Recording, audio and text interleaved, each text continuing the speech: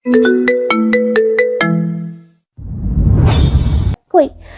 মারিয়াকে ছাড়ার সময় তো এমন লাগেনি, তবে আজ কেন শূন্যতা অনুভব হচ্ছে? কেন মনে হচ্ছে অতি যত্নের কোনো কিছু হারিয়ে যাচ্ছে অতল গহ্বরে?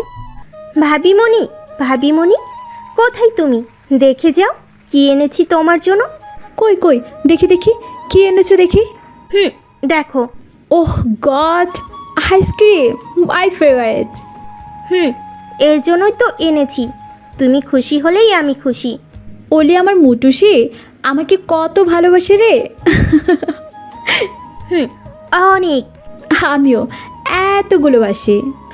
ওদের কথার মধ্যেই বাচ্চা মেয়েটি দৌড়ে এসে অভিমানী সুরে বলে, আর আমাকে কেউ ভালোবাসে না। বাচ্চা মেয়েটির গাল ফুলিয়ে থাকে। তখনই নিঝুম তাকে পরম স্নেহে বুকে আঁকলে নেয়। ফোলা ফোলা গাল দুটো আলতো টেনে দিয়ে আদ্রে কণ্ঠে বলে, কে বলেছে তোমাকে কেউ ভালোবাসে না? আমার মাম্মামটাকে তো আমি অনেক অনেক অনেক ভালোবাসি। I love you so much dear তুষিমণি। I love you too mamma. নিঝুমের কথা শুনে তুষি অনেক আনন্দিত হয়ে যায়, ঝাঁপিয়ে পড়ে নিঝুমের বুকে। তখনই পাশ থেকে সোনালি মুখ খুলে। সোনালি হলো তুলসীর একমাত্র ফুপ্পি। তুলসী আসার আগেই নিঝুম আর সোনালির মধ্যে কথোপকথন চলছিল। আমি তো আমার তুষু রানীকে অনেক ভালোবাসি। তুষু রানী, এসো আমার কাছে। সোনালি হাত বাড়িয়ে ডাকে তুলসীকে। তুলসী নিঝুমের কাছ থেকে দৌড়ে সোনালির কাছে যায়। সোনালি ওকে দুগাল ভরে আলতো চুমু এঁকে দেয়। তখনই সিঁড়ি বেয়ে নেমে আসে তুলসীর বাবা সমর্পণ। সমর্পণ নিজের স্বভাব সুলভ ভঙ্গিতে ওদের দিকে এগিয়ে আস্তে আস্তে বলে, কি হচ্ছে এখানে? এত আদর ভালোবাসার বন্যা বয়ে চলেছে, শেষে তো দেখা যাবে আমার ভাগে কম পড়ছে। তুলসী ফের গাল ফোলায়। সোনালির পেট মুখ ঘষতে ঘষতে বলে, ফুপিয়া, দেখো না বাবা আবার আমায় হিংসে করছে। নিঝুম সোনালি সমর্পণ একে অপরের মুখ চাওয়াচাবি করে। অতঃপর সকলে একসঙ্গে হেসে ওঠে। তুলসীর অভিমান গাঢ় হয় ওদের এমন হাসতে দেখে। কোথায় মা আর ফুপ্পি বাবাকে আচ্ছা করে বকে দিবে, তা না করে হাসছে। তুলসী মন খারাপ করে দৌড়ে সিঁড়ির কাছে যায়। পেছন ফিরে এক পলক তাকিয়ে বলে, তোমরা সবাই ভীষণ পচা। তুলসী সোজা হয়ে সিঁড়ি বেয়ে ওপরে চলে যায়। পেছন থেকে সকলেই ডাকে, কিন্তু সে শোনে না। মেয়েটা এমনই ভীষণ অভিমানী। আবার একটু পর মন ভালো হয়ে গেলে নিজে থেকেই চলে আসবে। নিঝুম হতাশ হয়ে বলে, চিন্তা করবেন না স্যার, ও একটু পরে চলে আসবে। ভাবিমণি, তুমি আবার ভাইকে স্যার বলছো? এটা তো আমাদের অফিস টাইম নয়। মুটুসি, আমি এভাবে অভ্যস্ত হয়ে গেছি, হয়ে যাক আর কি। প্রবলেম নেই, নিঝুম এইভাবেই ডাকো। ইনফ্যাক্ট ওর এই অলওয়েজ সার্চার করাতে আমি ভেতর থেকে সর্বদা স্ট্রং থাকে। বাড়িতে থেকেও কাজের এনার্জি পাই। থাক থাক, হয়েছে। এবার আর তোমরা তোমাদের কাজ নিয়ে পড়িও না। খেতে চলো সবাই। সোনালির কথায় সমর্পণ কিছু একটা চিন্তা করে বলে, ও হ্যাঁ, ভালো কথা মনে পড়লো। নিঝুম, তুমি কি আজ লেট করে ফিরবে? না স্যার, নাস্তা সেরে বেরিয়ে যাব। ও গুড। আমার একটা ইম্পর্টেন্ট ডিসকাশন আছে তোমার সাথে। তুমি ক্যাম্পে গিয়ে একবার আমার কেবিনে মিট করে যেও। জি স্যার, অবশ্যই। অতঃপর সকলে নাস্তা করতে যায়। খেতে খেতে নিঝুম বলে, মুটুসি, আমার আইসক্রিম। এগুলো ফ্রিজে তুলে রেখেছি, নাস্তা সেরে খেয়ে নিও। ও গুড গার্ল। সমর্পণ খাওয়া ফেলে নিঝুমের দিকে তাকায়। স্থির কণ্ঠে বলে, মাঝে মাঝে আমি এটাই ভেবে বসে, তুমি তুষির থেকে মেবি ছোট হবে বয়সে। এমন পাগলামি কখনো তুষিকেও করতে দেখিনি। নিঝুম লজ্জা মাখা হাসি দেয়। তা দেখে সমর্পণ। সোনালি দুজনেই মৃদু হাসে। দেওয়ালে টাঙানো বড় ছবিতে দৃষ্টি আবদ্ধ করে রেখেছে সমর্পণ। দৃষ্টি স্থির, মন অশান্ত। তবু অশান্ত মনটাকে বেঁধে রাখতে কোনো রকম ত্রুটি সে রাখে না। শতক তুলসী বড় হচ্ছে, ওর সামনে কখনো ভেঙে পড়লে চলবে না। সমর্পণের আকাশ পাতাল চিন্তার মধ্যেই দরজায় টোকা পড়ে। সে ছবির কাছ থেকে সরে এসে গম্ভীর কণ্ঠে বলে, কামিন। সঙ্গে সঙ্গে নিঝুম হুড়মুড়িয়ে সেখানে ঢুকে পড়ে। হাত ঘড়িটি সেট করতে করতে ব্যস্ত কণ্ঠে বলে, আপনার হয়েছে? লেট হচ্ছে তো, আমি কিন্তু তৈরি। সমর্পণ নিজেকে স্বাভাবিক করে নেয়। টেবিল থেকে কিছু ফাইলপত্র তুলতে তুলতে বলে, হ্যাঁ চলো। হুম। কিছুক্ষণ পর, মে কামিন স্যার? Yes, come in. কিন্তু একটা ইম্পর্টেন্ট দরকার আছে বলেছিলেন। বলছি, আগে বসো।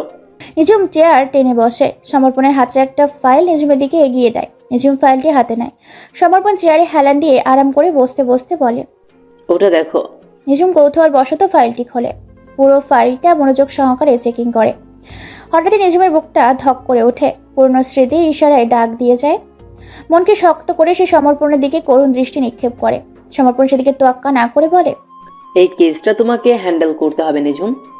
This is my order. নিজম তৎক্ষণাৎ চেয়ার ছেড়ে উঠে দাঁড়ায়। কৌতূহল দৃষ্টি নিয়ে ভরাট কণ্ঠে বলে, এটা আপনি কি বলছেন স্যার? সব কিছু জেনে শুনে আমার সঙ্গে এমনটা আপনি কি করে করতে পারেন? সমর্পণ হতাশার নিঃশ্বাস ফেলে বলে, আই এম হেল্পলেস নিঝুম। তুমি তো জানোই আমি খালামনির প্রতি ঠিক কতটা দুর্বল। সে আমার থেকে কিছু চেয়েছে আর আমি তাকে ফিরিয়ে দিব, এটা কি করে হয়?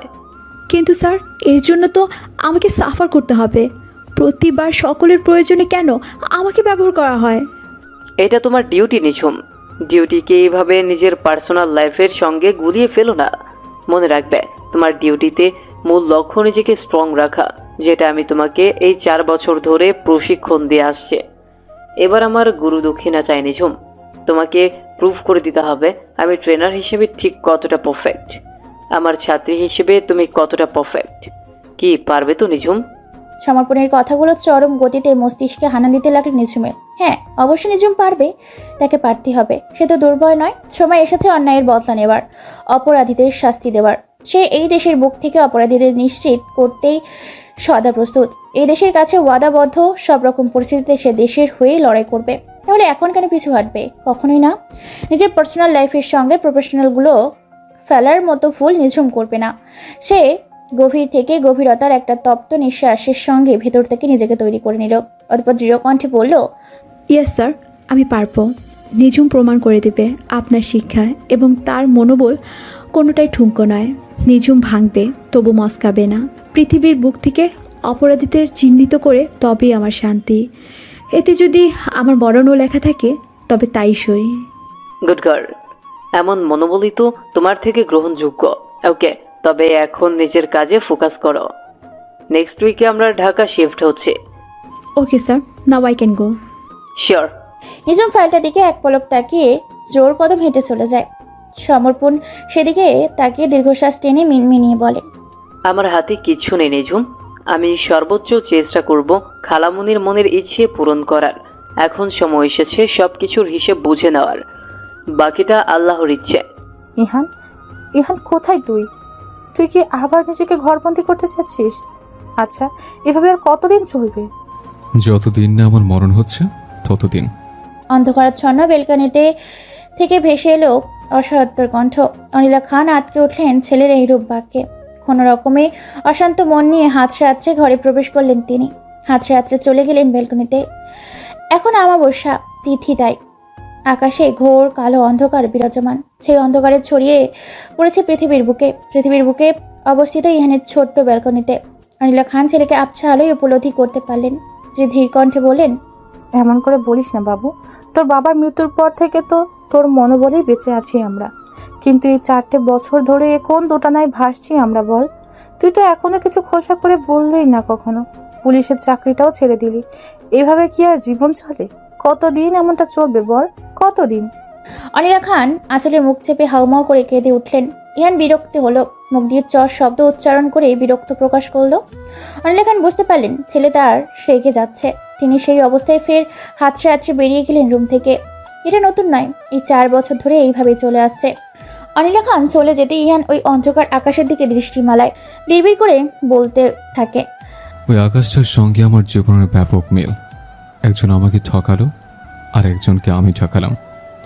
আমিও বিবেক বিবেচনা না করে প্রতিশোধ, নেশা এবং ডিউটির সীমা রেখে চরম ভুল করে বসলাম। হেলায় হারালাম অমূল্য কাছে থাকার রত্নটি। আপন মনে সারা রাত বিড়বিড় করতে করতেই পার করে দেয় ইহান। এইভাবেই প্রায় প্রত্যেকটি রাত কাটে তার। এক সপ্তাহে কেমন চোখের পলকেই পার হয়ে গেল। সমর্পণ, সোনালি, তুষি আর নিঝুমকে নিয়ে ঢাকায় শিফট এসেছে। চেনা শহর, চেনা পথঘাট আর বড্ড অচেনা নিঝুমের কাছে। হবে নাই বা কেন? এই 4 বছরে সে তো নিজেই নিজের কাছে অচেনা। সেক্ষেত্রে তো এই ইট, কাঠ, পাথরের দেয়ালে আবৃত শহরের বদলে যাওয়াটা নিছকই তুচ্ছ। ঘড়ির কাটায় সময় দেখে তৈরি হতে লাগলো নিঝুম। একে তো নতুন ক্যাম্প, তারপর তার কাঁধে চাপানো বড়সড় দায়িত্বের বোঝা। সব মিলিয়ে ভীষণ ব্যস্ত সে।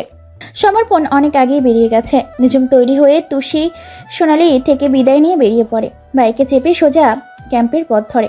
ভাইয়া চলো, আজ তো আশ্রমে যাওয়ার ডেট। বাচ্চাগুলোকে দেখে আসতে হবে। ওরা প্রতি মাসের এই দিনটিতে তোমার জন্য না খেয়ে অপেক্ষা করে থাকে। তুমি না গেলে ওরাও তো কিছু মুখে তুলবে না। তাড়াতাড়ি তো রেখে নাও। ইরার কথা ইহান ছোট্ট করে বলল, শুধু পরপরই উঠে চলে যায় ফ্রেশ হতে। আশ্রমের কথা শুনলে ইহান না করতে পারে না। প্রতি মাসেই 1 তারিখে আশ্রমে বাচ্চাদের সঙ্গে সময় কাটায় সে। এই আশ্রমটা তার বাবার নামে করা, সকল অনাথ অবহেলিত শিশুদের জন্য। আশ্রমের শিশুদের কাছে ইহান খুবই প্রিয় এক পাত্র। সেখানকার সকল বাচ্চারা তাকে ভালো ভাইয়া বলেই ডাকে। ইরাকে বলে ভালো আপু, আর ঈশানকে বলে দুষ্টু ভাইয়া, কারণ ঈশান ওদের সঙ্গে প্রচুর দুষ্টুমি করে, বিরক্ত করে তোলে খুব। ইরা, ঈশান, ইহান 3 জন গাড়ি করে রওনা হয়ে গেল আশ্রমের পথে। অনিলা খান বাসায় আছেন। শারীরিক সমস্যার দরুন তিনি তেমন একটা যেতে পারেন না। ঢাকা শহরের সবচেয়ে বড় প্রবলেম হলো ট্রাফিক জ্যাম। একবার জ্যাম বাঁধলে ছাড়াছাড়ির কোনো ওয়ে নেই। এটা অবশ্য নিত্যদিনের রুটিন। বিরক্তিকর কপাল কুঁচকে বাইকের ওপর 2 হাত টান টান করে রেখে সামনে তাকিয়ে আছে নিঝুম। জ্যামে আটকে দাঁড়িয়ে রয়েছে ঈশানদের গাড়িটাও। ইরা, ঈশান বিরক্তির নিঃশ্বাস ফেল। ইহানের সেদিকে কোনো পরোয়া নেই। সে তো আপন মনে জানলা থেকে বাইরে তাকিয়ে আছে। দেখে মনে হচ্ছে কোনো গভীর চিন্তায় মগ্ন। ইরা ইহানের এক কাঁধে হাত রেখে আলতো কণ্ঠে ডাক দিল। ইহান চমকে উঠে পাশে ফিরে বলল, কিছু না। ইরা চুপ করে রইল। কিয়ৎক্ষণ বাদেই ইহান কেমন জানি দিশেহারা হয়ে পড়ল। বেশ অস্থিরতা নিয়ে জানালার বাইরে মাথা বের করে দিল। ততক্ষণে জ্যাম ছেড়ে গেছে। ইরা, ঈশান ইহানের এমন অবস্থা দেখে তাড়াতাড়ি করে ওকে টান দিয়ে ভেতরে ঢোকায়। ইরা অস্থির হয়ে জিজ্ঞেস করে, কি হয়েছে ভাইয়া, এমন করছো কেন? খারাপ লাগছে বেশি? ঈশান ও ইরার সঙ্গে তাল মেলায়। হ্যাঁ ভাইয়া, কি হয়েছে বলো না। ইহান হাতের ইশারায় বাইরের দিকে দেখায়। কিছু বলতে চেয়েও বলতে পারছে না। ওর শ্বাস নিতে ভীষণ কষ্ট হচ্ছে। তবু অনেক ভাঙা কণ্ঠে ভাঙা ভাঙা বলি আওড়ায়। নিঝুম। ইরা, ঈশান দুজনেই অবাক, একে অপরের মুখ চাওয়াচাই করছে। অতঃপর ইরা বলল, এসব তুমি কি বলছো ভাইয়া? বৌমনি কোত্থেকে আসবে? বৌমনি তো আরো 4 বছর আগেই। কথা শেষ করতে পারে না ইরা। চোখ জোড়া জলে চিকচিক করে ওঠে। ঈশান ইরার কাঁধে হাত রাখে। ইরা নিজেকে সংযত করে নেয়। ইহান গাড়ির সিটে ঝিমিয়ে পড়তে পড়তে বলে, সত্যি বলছি আমি। অতঃপর ইহান চুপ করে চোখ বন্ধ করে থাকে। ইরা, ঈশান বুঝতে পারছে না এটা কি করে সম্ভব। তবে এই 4 বছরে এমন কথা ইহান কখনো বলেনি, এই প্রথম। কিছু যদি নাই দেখে থাকে তবে এমন অদ্ভুত প্রসঙ্গ তোলার মতো মানুষ ইহান নয়। তবে কিছু তো একটা ঘটেছে বা ইরা বা ঈশান দেখেনি। তবে সেটা কি? নিঝুমকে সঙ্গে নিয়ে সমর্পণ ডিরেক্ট এখানকার থানায় চলে গেল। থানার সিনিয়র অফিসারের সঙ্গে কথা বলে ইহানের বাবার মৃত্যুর এবং তার রেখে যাওয়া সেই সমস্ত অসমাপ্ত কাজ, যেটা 4 বছর আগে শেষ করতে পারেনি ইহান, সেই অসমাপ্ত কাজের দায়িত্ব তুলে দেওয়া হলো নিঝুমের কাঁধে। সিনিয়র অফিসারের কাছ থেকে সব রকম দায়িত্ব বুঝে নিয়ে নিঝুম আজকের মতো বেরিয়ে চলে গেল। সমর্পণ সেখানে আরও কিছুক্ষণ আলাপ আলোচনা করলো। তার মতে এই কেস সলিউশনের জন্য নিঝুমই একমাত্র যোগ্য ব্যক্তি। সমর্পণ পেশা একজন আর্মি অফিসার। নিঝুমকে সে নিজের হাতে ট্রেনিং দিয়ে তৈরি করে নিয়েছে তার জুনিয়র অফিসারের পদে। 4 বছর ধরে নিঝুমকে গড়ে পিঠে তৈরি করেছে একজন দক্ষ দেশ সেবিকা হিসেবে। প্রথম নিঝুম খুব ভয় পেত। তার রক্তফোবিয়া জনিত সমস্যার কারণে অচেতন হয়ে পড়া জিনিসটা নিয়ে অনেকবার সমর্পণকে বিপাকে পড়তে হয়েছে। তবুও সে হাল ছাড়েনি। উন্নত চিকিৎসার মাধ্যমে সরিয়ে তুলেছে নিঝুমের সেই উইকনেস।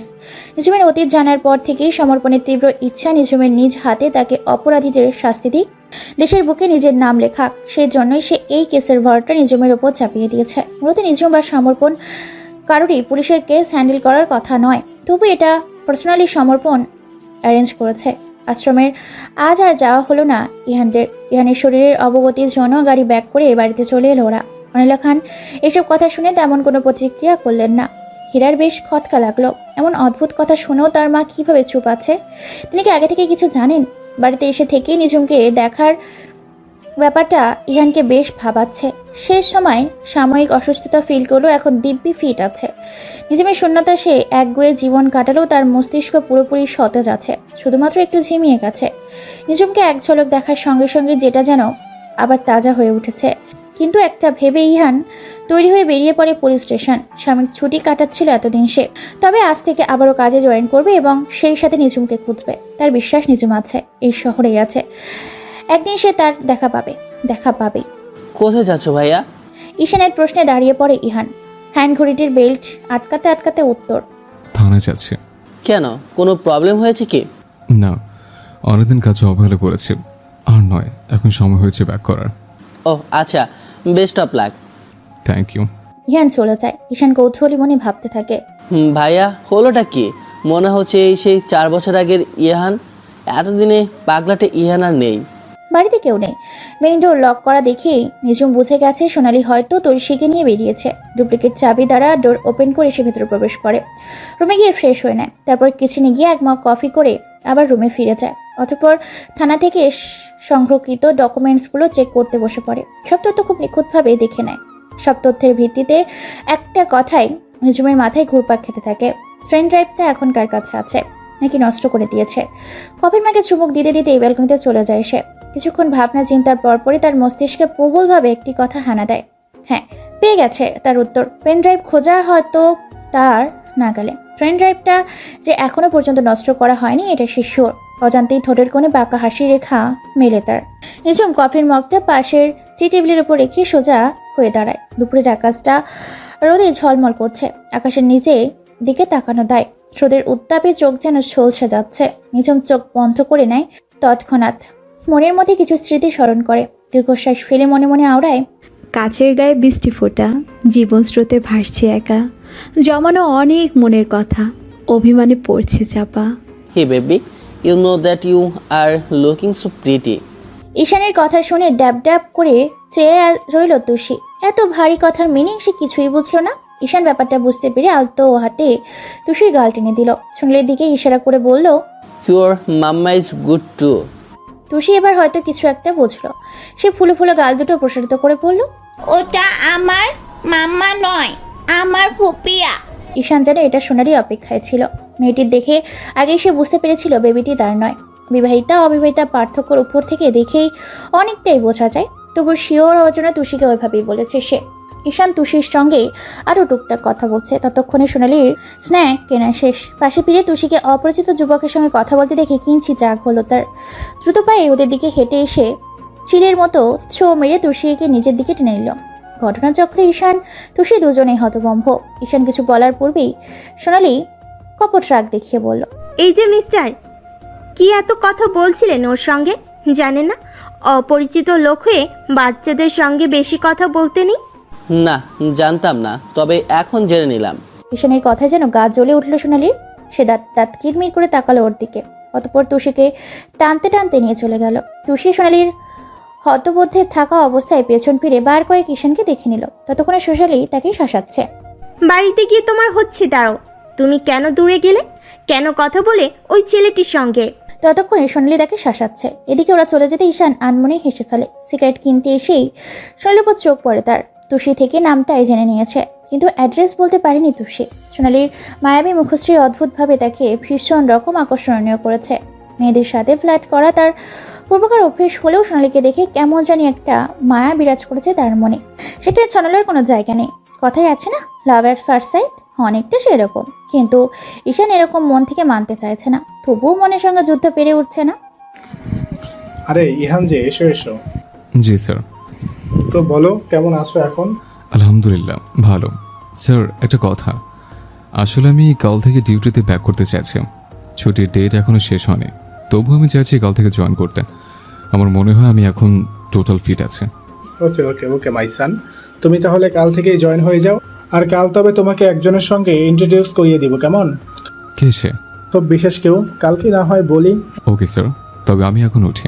ও শিওর। বেশ তাড়াতাড়ি তৈরি হয়ে থানার উদ্দেশ্যে বেরিয়ে পড়ল নিঝুম। মনটা আজ কেমন জানি করছে। মনে হচ্ছে বড় কিছু হতে চলেছে। অস্থিরতা দমাতে না পেরে সকাল হওয়ার সঙ্গে সঙ্গে তৈরি হয়ে হাজির থানায়। নিঝুম সিনিয়র অফিসারের খোঁজরেশের সঙ্গে কেসের বিষয়ে কথা বলতে ব্যস্ত। ঠিক তখনই দরজায় করে নাড়ে কেউ। অফিসার খোরশেদ সেদিকে মনোযোগ দিয়েই বলেন, কাম ইন। তৎক্ষণাৎ ভেতরে প্রবেশ করে ইহান।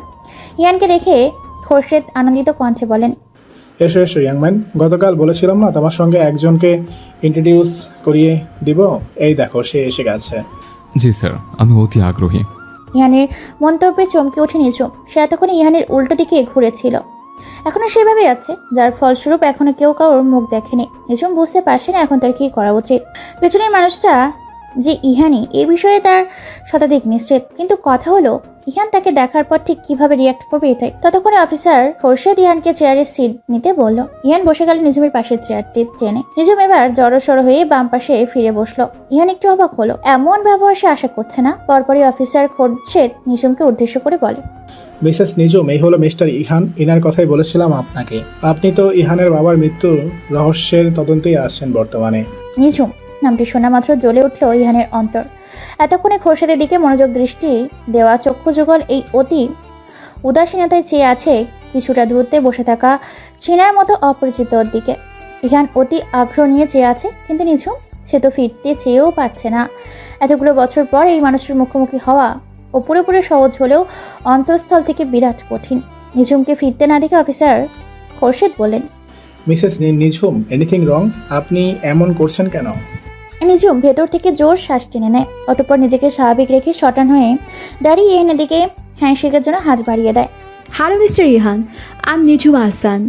ইহান যেন হাত এগোচ্ছে না, কর্নালি কাঁপছে ভীষণ, কিছু বলতে নিয়েও পারছে না। লেডিস শার্ট, লেডিস প্যান্ট, চোখে চশমা, হাতে ঘড়ি, চুলগুলো কার্লি করে উঁচু করে ছুটি করা, সামনের কিছু চুল কালার করা। এখন নিঝুম সব থেকে বড় কথা হল এতটা স্ট্রং পার্সোনালিটি কোথায় পেল সে? কিভাবে স্ট্রেক হয়ে কথা বলছে ইহানের সঙ্গে? কই, ইহান তো পারছে না, তবে সে কি করে পারছে? আচ্ছা, সে কি নিজেকে আহসান কেন বলছে? ইহানের সঙ্গে তো তার ডিভোর্স হয়নি, তবে তার তো নিঝুম খান হবার কথা, তাহলে আহসান কেন? এতগুলো বছর কোথায় ছিল সে? কিভাবে এত কিছু হলো? আনমোনা ইহানকে ফের বাজিয়ে দেয় নিঝুম। কি এত ভাবছেন মিস্টার? আমি কিন্তু এবার অপমান বোধ করছি। বাই দ্য ওয়ে, আপনি কোনোভাবে আমার সঙ্গে হ্যান্ডশেক করতে অইচ্ছুক নয় তো? ওকে ডান, আমি উইথড্র করছি আমার হ্যান্ডশেক। তৎক্ষণাৎ নিঝুম হাত নামিয়ে নিতে গেলে ইহান তড়িঘড়ি করে নিঝুমের হাতে হাত মিলায়, অনুতপ্ত হয়ে বলে, সরি, আমি আসলে একটু অন্য মনস্ক ছিলাম। Again sorry. It's okay. Officer খোরদেশ এদের কর্মকাণ্ড দেখে হেসে কুটি। তিনি আবার অধীর রসায়ন সত্তার মানব। এদিকে হ্যান্ডশেক শেষে নিঝুম অফিসার খোরশেদকে উদ্দেশ্য করে বলে, স্যার, আমাকে এখন উঠতে হবে। আমি এই সাবজেক্টটা নিয়ে আগামীকাল কথা বলে নিব। এখন আপাতত ক্যাম্পে যেতে হবে, এখানে জরুরি কাজ আছে। খোরশেদ খুব স্বাচ্ছন্দ্যে নিঝুমকে বিদায়ের পারমিশন দিয়ে দিলেন। ইহান বেশ বুঝতে পারছে নিঝুম তাকে ইনডিরেক্টলি অপমান করতে চাচ্ছে, কিন্তু এখন তার কিচ্ছু করার নেই। তবে সেও আবরার খান ইহান, সব রহস্য বের করেই ছাড়বে। একমাত্র অনিলা খান ছাড়া আর কেউই আজকের ঘটনা জানায় না ইহান। কিন্তু অনিলা খান হ্যাঁ ছাড়া তেমন কোনো প্রতিক্রিয়া দেখায়নি। ইহান বেশ বিরক্তি নিয়ে সেখান থেকে প্রস্থান করে। এমন একটা সিরিয়াস মুহূর্তে তার মা কি করে এত স্বাভাবিক থাকতে পারে? Like seriously? ঘরে গিয়ে ফ্রেশ হয় না ইহান। মনটা অনেক দিন পর কিছুটা শান্ত হয়েছে। তা শুধুমাত্র নিঝুমের দর্শনের, আবার অস্থিরতাও বেড়েছে অনেক। নানা রকম প্রশ্নে মাথা চাড়া দিয়ে উঠেছে, কিন্তু উত্তর জানতে অনেক কাজখড় পোহাতে হবে নিশ্চিত। নিঝুমের কাছ থেকে ক্ষমা চেয়ে তাকে ফিরিয়ে আনতে হবে খান বাড়িতে। এত কঠিন কাজ তো আর এত সহজে সমাধান হবে না। বিছানায় এপাশ ওপাশ করছে ঈশান, মনটা আজ তার ভীষণ চঞ্চল। সবকিছু কেমন অস্থিরতায় পরিপূর্ণ লাগছে। ছুটে গিয়ে তার নাগাল পেতে মন চাচ্ছে। এই কেমন অনুভূতি? অথচ যার জন্য তার এত উর্জাটন সে একেবারে কিচ্ছুটি জানে না। সে তো দিব্যি তার মন মতো আছে। ঈশানের রাতের ঘুম কেড়ে নিয়ে এসে আছে মহাসুখে। ব্যালকনিতে সিঙ্গেল দোলনাটায় বসে থেকে আনমনে আকাশের পানে চেয়ে আছে ইরা। বিষণ্ণ মনে রোজের চলাচলের দিকে তীব্র যন্ত্রণার। 4 বছর আগে হারিয়ে যাওয়া যুবক সুপি প্রেমিক পুরুষের সন্ধান সে আজও পায়নি সেদিনের ঘটে যাওয়া ঘটনার বর্ণনা। কোথায় চলে গেল সে? কেন গেল? আর কি তবে কোনোদিন ফিরবে না? না, ভাবা যাচ্ছে না এসব। তীব্র কষ্টে হানা দেয় হৃদয়, বুক চিরে ফালি হবার উপক্রম হয়ে পড়ে। অফিসার খোরদেশের কথা শুনে নিঝুম বেশ বিরক্ত হয়। এই কেসে ইহানের সঙ্গে তাকে কাজ করতে হবে, এইটা কেমন কথা? সে যখন একাই এই দায়িত্ব কাঁধে তুলে নিয়েছে, সেখানে আবার অন্য কাউকে নিতে হবে কেন? এদিকে ইহান তো মহা খুশি। সে তো মনে মনে এটাই চাইছিল। টুকটাক ডিসকাশন শেষ করে নিঝুম বেরিয়ে যায় থানা থেকে। ইহানও পিছু নেয় নিঝুমের। ঝুম। তীব্র আর্তনাদ মাখা কণ্ঠে থমকে দাঁড়ায় নিঝুম, পায়ে নিশ্চল গতি। পিছু ফেরে না, ফেরার প্রয়োজন মনে করছে না। তীব্র অগ্রাহ্য করতে চাইছে, কিন্তু ওই আর্তনাদ তো পুরোপুরি উপেক্ষা করার নয়। ঝুম এই নামে কেবল অদিতি তাকে ডাকে, আর আজ ইহান ডাকছে। এই দুজন ব্যক্তিত্বে সে চরম ঘৃণা করে। দুজনেই স্বার্থপর, তাকে চরমভাবে ঠকিয়েছে। অদিতি এবং ইহান দুজনেই নিজের স্বার্থে তাকে ব্যবহার করেছে। ইহানের জন্যই তার জীবন মারাত্মক ঝুঁকির মধ্যে ফেসে গিয়েছিল। মরতে বেঁচেছে। সেদিন যদি সমর্পণ না থাকতো, তাহলে নিজের পরিণতি ভাবতে আটকে ওঠে নিঝুম। চোখের কোণ চিকচিক করে ওঠে, ঝাপসা লাগে চতুর্দিক। গলায় পেঁচানো জর্জেটের ওড়নার কোণ দিয়ে খুব সন্তর্পণে চোখের পানি মুছে নেয় সে। নিজের দুর্বলতা কাউকে দেখাতে অনিচ্ছুক সে। অতীতের পাতা ঘাটলেই মনটা বিষিয়ে ওঠে। মুহূর্তে নিজেকে শক্ত আবরণে আবৃত করে নেয়। কঠিন ভঙ্গিতে পেছন ফিরে তাকায়। কাট গলায় উত্তর দেয়, first of all, I am Nijhum, not Jhum, and you have no right to call me like that. Ihan থতমত খেয়ে যায়। করুণ সুরে কিছু বলতে নিবে তার আগে নিঝুম হাত উঁচিয়ে তাকে থামিয়ে বলে, please stop your drama, I want to go now. Nijhum চলে যেতেই পা বাড়াতেই ইহান হন্তদন্ত হয়ে ধরে গিয়ে নিঝুমের সম্মুখে দাঁড়ায়। হাত জোর করে অনেক আকুতি মিনতি করে, কিন্তু কোনো কথা বলার জন্য কিন্তু নিঝুম শুনতে নারাজ। এই মুহূর্তে প্রকৃতিও ওদের সঙ্গে মেতে ওঠে মান অভিমানের খেলায়। নিঝুমের মান ভাঙতে যেমন ইহান ব্যাকুল, তীব্রতাপও সম্পূর্ণ সূর্য তখন অভিমানে নিজেকে মেঘের আড়ালে লুকিয়ে নেয়, তখন সেই মান অভিমান ভাঙতে ব্যস্ত থাকে অজস্র মেঘরাশি। তাদের সেই মান অভিমানের খেলা প্রকৃতির বুকে ছড়ে পড়ে বৃষ্টি হয়ে। আজই ঠিক তাই হচ্ছে। পশ্চিম আকাশে আগে থেকেই তীব্র মেঘের আনাগোনা। হঠাৎ করে গগনের বক্ষ চিরে প্রবল বাড়িধারা সৃষ্টি করে তুলেছে ধরণী। সেই বর্ষণে সিক্ত হয়ে উঠেছে দুজন নরনারীর অন্তরিক্ষ। বৃষ্টির পানির সঙ্গে চোখের পানি মিলেমিশে একাকার হয়ে মিলন খেলায় লিপ্ত হয়েছে। পথ ছাড়ুন। যদি না ছাড়ি? ভুল করছেন। তুমি হয়তো ভুলে যাচ্ছ আমার ক্যারেক্টার। নম্রভাবে কথা বলছি বলে অতিরিক্ত করছো। আর আপনি হয়তো ভুলে যাচ্ছেন আমার পরিচয়। আমিও কিন্তু আর আগের ক্যারেক্টার বহন করছি না। তুমি যেমনটা হতে চেষ্টা করো না কেন, আমার কাছে তুমি সেই আগের নিঝুমই থাকবে। কারণ আমি তোমাকে খুব কাছ থেকে দেখেছি, খুব করে চিনি, খুব করে জানি। তুমি শুধু আমার নিঝুম, একান্তই আমার ব্যক্তিগত। নিঝুম তাচ্ছিল হাসে, তুচ্ছ কণ্ঠে বলে, তাই বুঝি? তা কোথায় ছিল 4 বছর আগের আপনার এই সো কাল্ট অনুভূতি, যখন আমি স্ত্রী রূপে আপনার পিছনে পিছনে তৃষ্ণাত্ম প্রিয়সীর মতো ঘুরে বেড়াতাম, দিনরাত ভালোবাসি বলতাম, আপনার যাবতীয় টেক কেয়ার করতাম, পাগলের মতো আপনাকে চাইতাম। কিন্তু আপনি তো শুধু আমাকে ইউজ করে গেছেন, দিনকে দিন পায়ে পিষেছেন আমার ভালোবাসাকে। আপনার জন্য আমি মরতে বেঁচেছি। আর কি চাই আপনার? হ্যাঁ, ধোকা দিয়েছেন আমায়, দিন রাত ঠকিয়ে গেছেন, আর এখন আবার নতুন করে কি সর্বনাশ করতে এসেছেন আমার। সব কিছুই মেনে নিলাম, বাট সব কিছুর পরে শুধু একটি কথাই বলবো ঝুম, ভালোবাসি ভালোবাসি ভালোবাসি। তাই তা কি করে উদয় হলো এই ভালোবাসা? এভাবে বলো না ঝুম, তুমি হয়তো সেদিন একটু খেয়াল করলেই সবটা ধরতে পারতে। তোমার ছোট্ট ছোট পাগলামিগুলোতে দিনকে দিন আমি অভ্যস্ত হয়ে গিয়েছিলাম। সে অভ্যেস ধীরে ধীরে ভালোবাসায় রূপান্তরিত হতে বেশি সময় নেয়নি। আমি তোমাকে অনেকবার অ্যাকসেপ্ট করতে চেয়েছি, কিন্তু হয়েছে অপরাধ বোধটা আমাকে কুরে কুরে খেয়েছে বারংবার। যতবার তোমাকে কাছে টানতে চেয়েছে মনে হয়েছে আমি কোনো পাপ করছি। তোমাকে আমার অতীত না জানিয়ে বেশি দূরে কোনো ঠিক হবে না। অবশেষে তুমি সবটা শুনিয়ে নিলে আমার কাছ থেকে। জানো সেদিন রাতে কতটা কি প্ল্যান করেছিলাম? ভেবেছিলাম পরদিন খুব আয়োজন করে তোমাকে প্রপোজ করব, তারপর দুজনে মিলে সুখের পৃথিবী তৈরি করব। এসব দেখে তুমি কতটা খুশি হবে তাই ভেবে নিজে আনন্দ হচ্ছিলাম। সব কিছু ঠিকঠাকই ছিল, কিন্তু তুমি ঠিক ছিলে না। পরদিন সকালটা সন্ধ্যার বদলে ডুবে গেল ঘন কালো অন্ধকারে। তোমাকে হারিয়ে ফেললাম। তারপর থেকে পাগল প্রায় আমার দশা। সব কিছু থেকে আলাদা হয়ে গিয়েছিলাম। ডিপ্রেশনে ভুগছিলাম অনেকটা। অপরাধ বোধ, পেহারানোর কষ্টে নিজেকে ঘরবন্দি করে নিয়েছিলাম। কাজ থেকে নিয়েছিলাম লম্বা বিরতি। অবশেষে হঠাৎ সেদিন তোমার আবছা অবয়ব দেখতে পাই হাই রোডে। তারপর থেকে নিজেকে গুছিয়ে নেই, ফিরে যাই কর্মক্ষেত্রে। ভাগ্যের পরিহাসে দেখা মেলে তোমার সঙ্গে। দুজনে ফির মুখোমুখি, কিন্তু ভিন্নতা আকাশচুম্বী। দৃষ্টির বেগ আরো তীব্র রূপ নিয়েছে। নিঝুম সামনে চোখের জল ফেলছে, খুব করে ইচ্ছে করছে ইহানের বুকে ঝাঁপিয়ে পড়তে, কিছু বলতে পারছে না, কিন্তু পারছে না। কোনো এক অদৃশ্য দেয়াল রোধ করেছে তার অন্তর রাস্তা। ইহানও কেমন ঝিমিয়ে পড়ছে, নত মস্তকে দাঁড়িয়ে গম্ভীর চিন্তায় মগ্ন। নিঝুম বৃষ্টির মধ্যে ছুট লাগায়, এই এক মুহূর্তও দাঁড়ায় না। চোখ দিয়ে অজস্র জলরাশি উপচে পড়ছে তো পড়ছে, থামার কোনো নাম নেই। ইহান হতাশ হয়, নিঝুম কিছু না বলেই চলে যাবে ভাবতে পারিনি। পেছন থেকে অনেক করুণ কণ্ঠে অনেকবারের মতো ডেকে বসে। ঝুম। নিঝুম থমকে দাঁড়ায়, বৃষ্টির শব্দের সঙ্গে তাল মিলিয়ে থমথমে কণ্ঠে আবৃত করে, কাচের গায়ে বৃষ্টি ফোঁটা, জলছবি আর আঁকে না, জমানো অনেক মনের কথা। থাক, তুমি তা বুঝবে না, অনেক দিয়েছ যন্ত্রণা মনে। এবার না হয় কিছু গ্রহণ করো সাদরে, পারো যদি করতে প্রমাণ।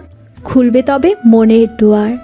দেখাও দেখি কেমন পারো, মনের প্রাচীর তবে ভাঙো। এয়ারপোর্ট থেকে বাড়ির উদ্দেশ্যে রওনা হয়েছে নিহান। তবে 4 বছর আগে যে বাড়ি থেকে বেরিয়েছিল আজ সেখানে যাচ্ছেন না।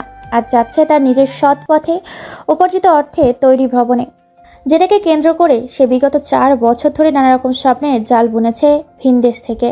আর সেই স্বপ্নের প্রতিটি ধাপ শুরু হয়েছে ইরাকে জড়িয়ে। হ্যাঁ, এই 4 বছর নিহান বিদেশে ছিল নিজের ক্যারিয়ার করতে। 4 বছর আগে ইরানের কথাগুলো সে তলিয়ে দেখেছে। অতঃপর তার ইরাকে নিজের করে পাওয়ার জন্য একটু স্যাক্রিফাইস করেছে মাত্র। এ কথা কেউ না জানলেও ইহান জানতো। ইহান যাওয়ার আগেই ইহানকে সবটা বলে গিয়েছিল। আজ সেই অপেক্ষার অবসান ঘটতে চলেছে। ইরাকে সে নিজের করে নেবেই। নিঝুম, আগামীকাল আমাদের একটা ইম্পর্টেন্ট ইনভাইটেশন আছে, তুমি তৈরি থেকো। এই ইনভাইটেশনে আমাদের অনেক জরুরি ক্লু পেতে পারি। সমর্পণের কথায় নিঝুম খাবার মুখে তুলতে তুলতে প্রশ্ন করে, ও তাই তো, কোথায় শুনি? আহসান মঞ্জিলে। নিঝুমের হাত থেকে কাঁটা চামচ পড়ে যায়, চেহারে বিষণ্ণতা স্পষ্ট। সমর্পণের খাওয়া শেষ। সে উঠে গিয়ে নিঝুমের কাঁধে হাত রাখে, কনফিডেন্সলি বলে, be strong and take care of your self, will see something better in the future. Ahsan মঞ্জিলের সম্মুখে দাঁড়িয়ে আছে নিঝুম। 4 বছর পর আজ আবার সে তার নিজের বাড়িতে পদার্পণ করতে চলেছে, যে বাড়িতে কেটেছে তার শৈশব কৈশোর। জড়িয়ে আছে নানান রকম স্মৃতি, বাবা মা ভাই এর আদর স্নেহ শাসন। সমর্পণ এতক্ষণে কাছে গেট ওভারটেক করে বাড়ির ভেতর ঢুকে গেছে। নিঝুমকে পাশে না পেয়ে সে হতাশ হয়ে পেছনে তাকায়। হ্যাঁ, যা ভেবেছিল তাই। নিঝুম এখনও গাড়ির কাছেই দাঁড়িয়ে। সমর্পণ এগিয়ে যায়, নিঝুমের হাত ধরে টেনে নিয়ে আসে বাড়ির মধ্যে। নিঝুম চতুর্দিকে ঝোঁক বুলায়। বাড়িটার বেশ পরিবর্তন লক্ষণীয়, হবে নাই বা কেন? 4 বছর তো আর কম সময় নয়। গেটের দারোয়ানও চেঞ্জ করা হয়েছে। আগের দারোয়ান কাকা হলে তাকে এক দেখাতেই চিনে ফেলতো। নিঝুম সমর্পণের পেছন পেছন বাড়ির মধ্যে প্রবেশ করে। সদর দরজা পেরিয়ে লিভিং রুমে প্রবেশ করে সেখানে খুব আয়েসি ভঙ্গিতে বসে পত্রিকা পড়ছেন আহসান সাহেব। নিঝুমের থমকায়। সমর্পণের ফ্রেন্ড তাকে খোঁচা দেয়। নিঝুম চকিত দৃষ্টিতে পুনরায় অগ্রসর হয়। Hello mister Hasan. সমর্পণের কথা শ্রবণ হতেই আহসানের সাহেব পত্রিকা থেকে চোখ তুলে ওপরে তাকায়। সমর্পণকে দেখে তড়িঘড়ি করে পত্রিকা বন্ধ করে উঠে দাঁড়ায়। হাস্যোজ্জ্বল মুখে হ্যান্ডশেকের জন্য হাত বাড়িয়ে দেয়। Hello mister Chowdhury. দুজনেই হ্যান্ডশেক পর্ব শেষ করতে না করতে আহসান সাহেবের চোখে আটকায় নিঝুমের ওপর। তিনি চমকায় খানিক, অন্তর গলে আসে, কিন্তু কিছু একটা মনে পড়তেই কাঠিন্য রূপ ধারণ করে। রাগী মুখশ্রীতে শক্তপোক্ত কণ্ঠে কেবলই যখনই বলবেন ও, দেখা যায় তাকে কথা শেষ করতে না দিয়েই সমর্পণ বলে, ও আমার জুনিয়র অফিসার নিঝুম। অতঃপর নিঝুমকে উদ্দেশ্য করে বলে, নিঝুম, মিট করো মিস্টার হাসানের সঙ্গে। নিঝুম ভেতর থেকে ইতস্তত বোধ করছে, কিন্তু বাহিরে তা প্রকাশ করতে নারাজ। সাবলীন ভঙ্গিতে সে তার বাবার নিকট হাত বাড়িয়ে দেয়। Hello mister Ahsan, nice to meet you. Ahsan সাহেব একবার সমর্পণের দিকে দৃষ্টি দিলেন, অতঃপর বাধ্য হয়ে অনিচ্ছা সত্ত্বেও নিঝুমের সঙ্গে হাত মেলালেন। নিঝুম খুব কষ্টে নিজেকে সংযত রাখলো। অতঃপর তারা একত্রে বসে কিছু আলাপ আলোচনা করতে লাগলো। নিঝুম অবশ্য তেমন কিছুই বলছে না, সমর্পণের কথাগুলোতে শুধু হ্যাঁ করছে। তার দৃষ্টি তো মা ভাইকে এক নজর দেখার জন্য তৃষ্ণার্ত। একটু পরে তাদের জন্য নাস্তা দেওয়া হলো। সমর্পণ সামান্য কিছু খেলেও নিঝুম শুধু পানিটুকুই খেলো। আরো কিছু সময় পর সেখানে উপস্থিত হলো তার ভাই নুহাশ আহসান। নিঝুমকে দেখে বাবার মতো নুহাশও চমকে উঠল। এই বোনটি তার বড়ই আদরের ছিল, কিন্তু প্রয়োজনে সে তাকে শাসনও করেছে প্রচুর, তবে ভালোবাসাও কোনো কমতি রাখেনি। কিন্তু 4 বছর আগে বোনের সেই অপমান তার হৃদয়ে গেঁথে গেছে। এক রাতের বিয়ে করা বরের জন্য সে তার বাবা ভাইকে প্রত্যাখ্যান করলো কিভাবে? মুহূর্তে চেহারা রং পাল্টে যায় নুহাশের। হৃদয়ের জ্ঞান শূন্য সে। কাঠিন্য চেহারায় যখনই সে নিঝুমের কাছে যাওয়ার জন্য উদ্ধত হচ্ছিল, ঠিক তখনই তার বাবা তাকে কৌশলে আটকে নেয়। এই দৃশ্য নজর এড়ায় না নিঝুমের। সমর্পণ খারুরি, তবুও সকলে চুপ। নুহাশের হিতাহিত জ্ঞান আসতেই সে চুপ মেরে যায়। নিঝুমকে পরে দেখে নেবে, আপাতত সমর্পণকে হাত করার চেষ্টা করতে হবে, তাহলেই লাইন ক্লিয়ার। তাদের সমর্পণকে নিমন্ত্রণ করার একমাত্র উদ্দেশ্য হলো তার মন খুশি করে তাকে হাত করা।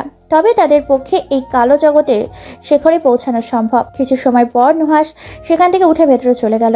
পরক্ষণে খুব অল্প সময়ের মধ্যে আবার ফিরে এলো। তারপর তাদের জন্য ভারী খাবারের আয়োজন করা হলো। নিঝুম খুব যত্ন করে খাবারটা শেষ করলো, কারণ এটা তার মমতাময়ী মায়ের হাতের রান্না। সেই স্বাদ নিঝুম আজও ভুলতে পারেনি। খাবার শেষে একবার তাদের যাবার পালা। নিঝুম শেষ মুহূর্ত পর্যন্ত তার মাকে এক নজর দেখার আশায় ওত পেতেছিল, কিন্তু সে তো আর জানে না তার ভাই সবার অকচরে অনেক আগেই তার মাকে ঘরবন্দি করে রেখে এসেছে। নিঝুম সমর্পণ চলে যায়। ওপরের ঘরের জানলা থেকে একজোড়া অস্ত্র সিক্ত চোখে ঠিকই তাদের দেখতে পায়। একাই হাঁসফাঁস করে, কিন্তু তা চোখ পড়ে না নিঝুমের। ওরা চলে যেতেই নুহাস আহসান সাহেবের পাশে এসে দাঁড়ায়। আটকে দিয়েছো? হুম বেশ ভালোই করেছো। হুম দুধ কলা দিয়ে কি তবে কালসাপ পুষলাম? হয়তো। একটা বড় মাল্টিন্যাশনাল কোম্পানির সম্মুখে আছে ইরা। আজ তার ইন্টারভিউ ছিল এই কোম্পানিতে। খুব ভালোভাবে ইন্টারভিউ সম্পন্ন করেছে সে। আশা রাখে চাকরিটা তার হয়ে যাবে। বাড়ির কেউ তার চাকরি করার বিষয়টা পছন্দ করছে না, কিন্তু ইরা চায় নিজের পায়ে দাঁড়াতে। শেষমেশ ইরার জেদের কাছে সকলে হার মানতে বাধ্য হয়। রিক্সায় জন্য ওয়েট করছে ইরা। ইদানিং সে গাড়িটারই বেশি একটা ইউজ করে না। সবসময় ভাবে সাবলীনভাবে চলতে, সব সময় অভ্যেস করে নিচ্ছে। তবে রিক্সায় চড়তে তার মন্দ লাগে না অবশ্য। সূর্য এখন মাথার উপর প্রায়। রোদের তাপে শরীর ঝলসে যাওয়ার উপক্রম সকলের। ইরারও একই দশা। গায়ের জামাটা জায়গায় জায়গায় ঘেমে ভিজে উঠেছে। কোমর বরাবর চুলগুচ্ছ উন্মুক্তভাবে বিচরণ করছে তার পৃষ্ঠদেশে। এই উন্মুক্ত যেন দ্বিগুণ তেজ বাড়িয়ে দিয়েছে শরীরের। সকালে শাওয়ার নেওয়ার ফল চুলগুলো ভেজা ছিল, তাই তো ছেড়ে এসেছিল। কে জানতো এই খোলা চুলই তার গরমের কাল হবে। যখনই একটা খালি রিক্সাকে হাতের ইশারায় ইরা ডাক দিতে যাবে, ঠিক তখনই কোত্থেকে এক সুবিশাল গাড়ি এসে তার সম্মুখে উপস্থিত হলো। ইরা ভ্রু কুঁচকে সেদিকেই চাইল। মনে মনে রাগ হলো, এই গাড়িটার জন্য তার এত অপেক্ষার পাওয়া রিক্সাটা হাতছাড়া হয়ে গেল। এখন এই দুপুরে রোদ কতক্ষণে দাঁড়িয়ে থাকতে হবে কে জানে। ইরার ভাবনার মাঝেই শোনা গেল এক স্নিগ্ধ কণ্ঠ। এই যে ম্যাম, এখানেই দেখা হবে নাকি গাড়ির দিকে অগ্রসর হবেন? ইরা চমকে ওঠে। সামনে থাকা সুদর্শন যুবকটির দিকে দৃষ্টি ফেরায়। মুহূর্তে তার পায়ের নিচের মাটি সরে যায় যেন। শরীরে মৃদু কম্পন সৃষ্টি হয়। মস্তিষ্ক শূন্য। রন্ধ্রে রন্ধ্রে প্রবল গরম তরলের বিচরণ শুরু হয়। খুব সন্তর্পণে সামলে নেয় সে নিজেকে। কিছু হাঁটতে নিলেই শক্তপোক্ত একটি হাড় তাকে একটানে নিজের একদম নিকটে এনে ফেলে। এরা চোখ জোড়া চিকচিক করছে। আপাতত দুই মানবী এখন গভীর অনুভূতিতে ডুবে যেতে ব্যস্ত। এই অনুভূতি নয়নে নয়নে, হৃদয়ের হৃদয়ে পুনর্মিলনে। কেমন আছো? যেমন রেখে গেছেন তেমন। তুমি তো চাইতে না আমি দূরে চলে যাই। মুখের কথা আর মনের কথা কি এক? যদি বিশ্বাস করবেন তবে আবার কেন ফিরে আসা? বারংবার কষ্ট দেওয়ার মধ্যে কি পৈশাচিক আনন্দ নিহিত? নিহান মুচকি হাসে। দুই হাতে আবদ্ধ করে নেয় ইরার ঘরমর্ত মুখশ্রী। খুব সন্তর্পণে চুমু এঁকে দেয় ললাটে। অতঃপর দৃষ্টিতে দৃষ্টি মিলিয়ে বলে, পুরোপুরি আপন করে নিতেই তো হারিয়ে গিয়েছিলাম, যাতে করে আর কেউ কখনো হারানোর সুযোগ না পাই। না তুমি না আমি। ভীষণ কষ্ট দিয়েছেন। একটা নয়, দুটো নয়, চারটা বছর। ভালোবাসা দিয়ে শোক পুষিয়ে দেব। এরা মুহূর্তেই লজ্জা পেয়ে যায়। নিহানের দৃষ্টি থেকে ফিরিয়ে নেয় নিজেকে। নিহান মুচকি হাসে। তার লজ্জাবতীকে কয়দিন পর দেখছে, এই দেখা যেন কোনো শেষ নেই। এরা চোখে মুখে আজ প্রবল খুশির ঝিলিক। মেয়েটাকে আজ একটু বেশি প্রাণবন্ত লাগছে। অহেতুক মিটিমিটি হাসছে, গুনগুনিয়ে গাইছে। ইহান মনে মনে খুশি হয়। সে জানে ইরার এই খুশির কারণ। নিহান ইরার কাছে যাওয়ার আগেই ইহানের সঙ্গে মিট করে গেছে। ইহানও নিহানকে ইরার অবস্থান বলে দিয়েছিল। নিহান যাবে বলে ইহান আর গাড়ি পাঠায়নি। হয়তো তার আদরের বোনের জন্য কখন গাড়ি পাঠিয়ে দিত। ইহান স্বস্তির নিঃশ্বাস ফেলে। যাক, অবশেষে একজন অন্তত সুখের মুখ দেখতে চলেছে। বরাবরের মতো অনিলা খান ঘর থেকে ফোনে কথা বলার আওয়াজ ভেসে আসছে। সেই আওয়াজে আনন্দিত উচ্ছ্বসিত হয়ে সারা বাড়ি পায়চারি করে ইরার পা অটোমেটিক বন্ধ হয়ে যায়। এটা নতুন নয়। নিঝুম চলে যাওয়ার পর থেকেই সে এমনটা প্রায়শই লক্ষ্য করছে। তার মা ঘরবন্দি হয়ে লুকিয়ে লুকিয়ে কার সঙ্গে যেন কথা বলে। সে এই বিষয়ে বার কয়েক জিজ্ঞাসাবাদ করলেও লাভ হয়নি। অনিলা খান খুব সন্তর্পণে বিষয়টি এড়িয়ে গেছেন। ইরা ভাবছে আর নয়, আজকে সে আড়ি পাতবে মায়ের ঘরে। যদিও তা অন্যায়, তবুও এইভাবে আর কয়তদিন। তাদেরও তো অধিকার আছে তার মায়ের ব্যাপারে সবটা জানার। খুব সন্তর্পণে দরজায় কান লাগিয়ে দাঁড়িয়ে পড়ল ইরা। ঘরের মধ্যে থেকে ভেসে আসা অস্পষ্ট শব্দগুলো এবার পুরোপুরি স্পষ্টভাবে ভেসে আসছে তার কানে। কিন্তু ভেতর থেকে যা শোনা গেল তার জন্য মোটেও প্রস্তুত ছিল না সে। তার মা বারংবার নিঝুম নামটি সম্বোধন করছে। কথাগুলো এমন, এই নিঝুম, কি হলো? থেমে গেলি কেন? এই নিঝুম, জানিস নিহানটা না বড্ড বদলে গেছে। এই তুই এবার একেবারের জন্য আমার কাছে ফিরে আয় না মা। আরও অনেক কথা হচ্ছে তাদের মধ্যে। ইরার পক্ষে সেখানে দাঁড়ানো আর এক মুহূর্ত সম্ভব হলো না। সে ছুটতেই ইহানের রুমে চলে গেল। ইহান তখনও সবই বাহিরে বের হওয়ার জন্য তৈরি হচ্ছিল। ইরা ইহানের সামনে এসে হাঁপিয়ে চলছে অনবরত। ইহান সেদিকে একবার ভ্রু কুচকে তাকিয়ে জিজ্ঞাসা করলো। কি হয়েছে, এভাবে হাঁপাচ্ছিস কেন? ইরা কিছুটা স্বাভাবিক হয়েই বলল। তো কি করব, খুব গুরুত্বপূর্ণ কথা আছে তোমার সঙ্গে। হ্যাঁ তো বলে ফেল, আমি একটু বেরোবো। ভাইয়া, বৌমনি সত্যিই বেঁচে আছে। আমি মাকে বৌমনির সঙ্গে ফোনে কথা বলতে শুনেছি। ইহান প্রথম কথাটা স্বাভাবিকভাবে নিলেও পরবর্তী কথাটা শুনে একটু থমকায়। তার মা সব জানে, কিন্তু কিভাবে? এর জন্য ইহান প্রথম সেদিন নিঝুমের কথাটি তার মাকে বলে, সে কোনো প্রতিক্রিয়া করে না। আরে ভাইয়া কি ভাবতে বসলো? আচ্ছা কি কথা বলছিল মা? অতঃপর ইরা সব কিছু খুলে বলে ইহানকে। আচ্ছা তুই যা, এটা নিয়ে আমি পরে কথা বলবো মায়ের সঙ্গে। ইহান ইরাকে আর কিছু বলতে না দিয়ে দ্রুত প্রায় বেরিয়ে যায়। আর ইরা ভাবতে থাকে, এত তরচাজা খবর পেয়েও ইহান কিভাবে এতটা স্বাভাবিক। ইহান বাড়িতে ফিরলেও অবশ্য এই বিষয় তাকে চেপে ধরবে ইরা। পার্কের বেঞ্চিতে হাস্যোজ্জ্বল মুখে বসে আছে সোনালি। তার থেকে কিছুটা দূরত্বে তুষি বাচ্চাদের সঙ্গে খেলায় মেতে আছে। সোনালি সেদিকে তাকিয়েই হাসছে। তুষিকে অন্যান্য বাচ্চাদের সঙ্গে এতটা খুশি দেখে তারও ভালো লাগছে। আকস্মাৎ এক পুরুষালী কণ্ঠস্বরে তার ঘোর কাটে। এই যে মিস, হাসলে কিন্তু আপনাকে দারুণ লাগে। সোনালি ভীষণ রেগে গেল। এটা তো সেই দিনে সেই ছেলেটা। তেজস্বী কণ্ঠে উত্তর দেয় সে। কি চাই? আপনাকে। ফ্ল্যাট করছেন? সত্যি বলছি। জানেন আমি কে? না বললে কি করে জানবো? আমার ভাইয়া সমরবন চৌধুরী একজন সিনিয়র আর্মি অফিসার, আর আমি তার একমাত্র বোন সোনালী চৌধুরী। সো বুঝতেই পারছেন আমার সঙ্গে ফ্ল্যাট করার শাস্তি কতটা ভয়ঙ্কর হতে পারে। এত কিছু ভাবার মতো সময় হয়নি ম্যাডাম, আর ভাবতেও চাই না। না ভাবতে চাইলেও ভাবুন, নয়তো পরবর্তীতে আমাকে বিরক্ত করলে একদম গারদে ভরে দেব। সোনালি ধপ করে উঠে যায়। এক পলক কৃষ্ণের দিকে তাকিয়ে হনহনিয়ে তুষির কাছে যায়। তুষির হাত ধরে টানতে টানতে চলে যায় পার্ক থেকে। তার এত সুন্দর মুডটাই ফালতু বানিয়ে দিল ওই অসভ্য ছেলেটা। চারপাশ এখন একদম অসহ্য লাগছে। এদিকে ঈশান, সে তো নিজের ধ্যানে মত্ত। সোনালি নামটি আপন মনে বারংবার আউড়িয়ে চলেছে। আশেপাশে কিছুতেই যেন ধ্যান নেই। তীব্র চিৎকারের শব্দে অসহ্য লাগছে নিহানের। মারিয়া এসেছে তার ফ্ল্যাটে। আদরের ছোট ভাই বাড়ি ছেড়ে অন্যত্র থাকবে, এটা মেনে নিতে পারছে না সে। তবে এই সহজ কথাটি যেভাবে শান্তশিষ্ট শৃঙ্খলভাবে উপস্থাপন করা যেত, সেখানে তৈরি করেছে বিশৃঙ্খলা। এটাই তার কালচার। চিৎকার চেঁচামেচিতে অভ্যস্ত তারা। এইদিকে নিহান এক প্রকার বাধ্য হয়ে বোনের এরকম ব্যবহার গলধারকরণ করছে। নিহাতি বড় বোন, তার উপর নিহানকে অনেক স্নেহ করে, তাই নয়তো এর উচিত জবাব সে অনেক আগেই মারিয়াকে দিয়ে দিত। পরিবেশ ধৈর্যের বাঁধ ভেঙে গেলে নিহান মুখ খোলে। আপু তুমি এমন কেন করছো? তোমাদের ওই নরকপুরীতে থাকার বিন্দুমাত্র ইচ্ছা আমার নেই। সো এসব নিয়ে চিৎকার চেঁচামেচি না করাই ভদ্রভাবে বসো। মারিয়া ভাইয়ের দিকে অবাক হয়ে চেয়ে রইল। অবিশ্বাস্য কণ্ঠে বলল, তুই বলছিস আমাকে এসব কথা? তুই আমার নিহান তো, নাকি বিদেশে গিয়ে পাখনা গজিয়ে গেছে তাই আপুকে যা তা বলছিস? আপু তুমি ভুল বলছো, তেমন কিছুই নয়। আমি শুধু বোঝাতে চাই যে আমাকে আমার মতো থাকতে দাও তোমরা। আমি নিজের মতো করে বাঁচতে চাই, হালাল পথে রোজগার করে জীবনযাপন করতে চাই। কোনো অসৎ পথে অর্থ আমার চাই না। সারা জীবন খেয়ে পড়ে বড় হয়ে এখন তোর মনে হচ্ছে এসব অসৎ উপার্জন? তবে আরো আগে বেরিয়ে আসিসনি কেন? নাকি এখন নিজের ভবিষ্যৎ গড়ে নিয়ে সরে যেতে চাইছিস? আপু please stop talking your nonsense.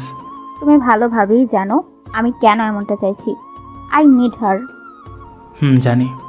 O I C, এই জন্যই তুই এমনটা করছিস? ওই মেয়েটার জন্য, ওই ফালতু মেয়েটার জন্য? তুই কি করে পারছিস ভাই? নিহান এতক্ষণ খুব করে ধৈর্য ধরেছিল, কিন্তু আর পারল না।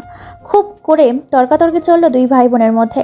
এক পর্যায়ে মারিয়া নিহানের গালে সজোরে চর বসিয়ে দিয়ে রেগে মেগে বেরিয়ে গেল।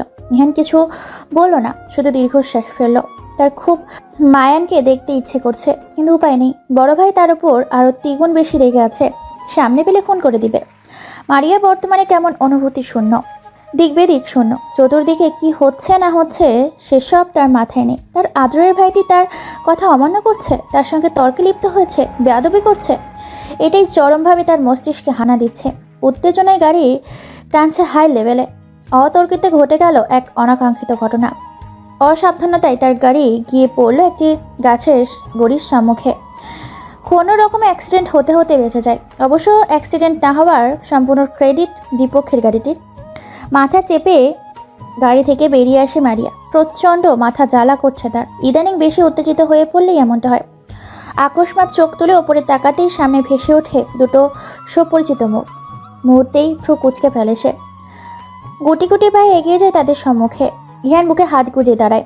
মারিয়া কোনো রকম ভনিতা ছাড়াই বলে, এখনো বেঁচে আছে দেখছি। ইহান কিছু বলার আগে নিঝুম কথা টেনে নিয়ে বলে, কই মাছের চার এত সহজে হজম হবে না? মারিয়া দাঁতে দাঁত চেপে ধরে, ক্রোধিত কণ্ঠে বলে, হবে হবে, সময় হলে সব হবে। নিঝুম তাচ্ছিল হাসে, বলে, অপেক্ষায় থাকলাম।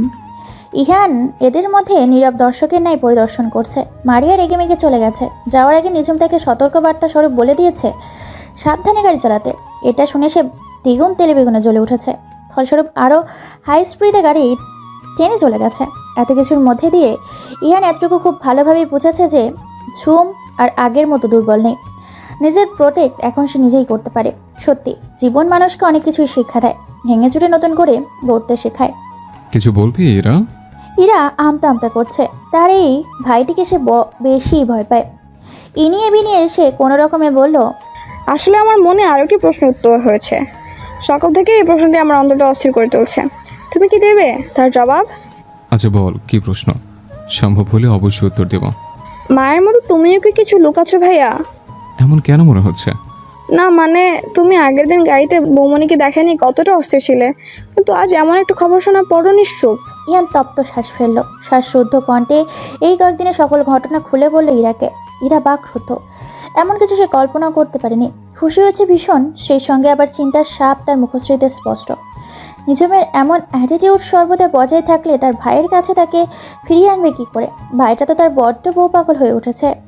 মুখে প্রকাশ না করলেও ভাইয়ের অস্থির চিত্ত তার চোখ এড়ায় না। সময় পেরিয়ে যায় তড়িৎ গতিতে, সেই সঙ্গে বদলায় জীবনের মোড়। কেটে গেছে 1টি মাস। এই 1টি মাসে তেমন কোনো পরিবর্তন লক্ষণীয় নয়।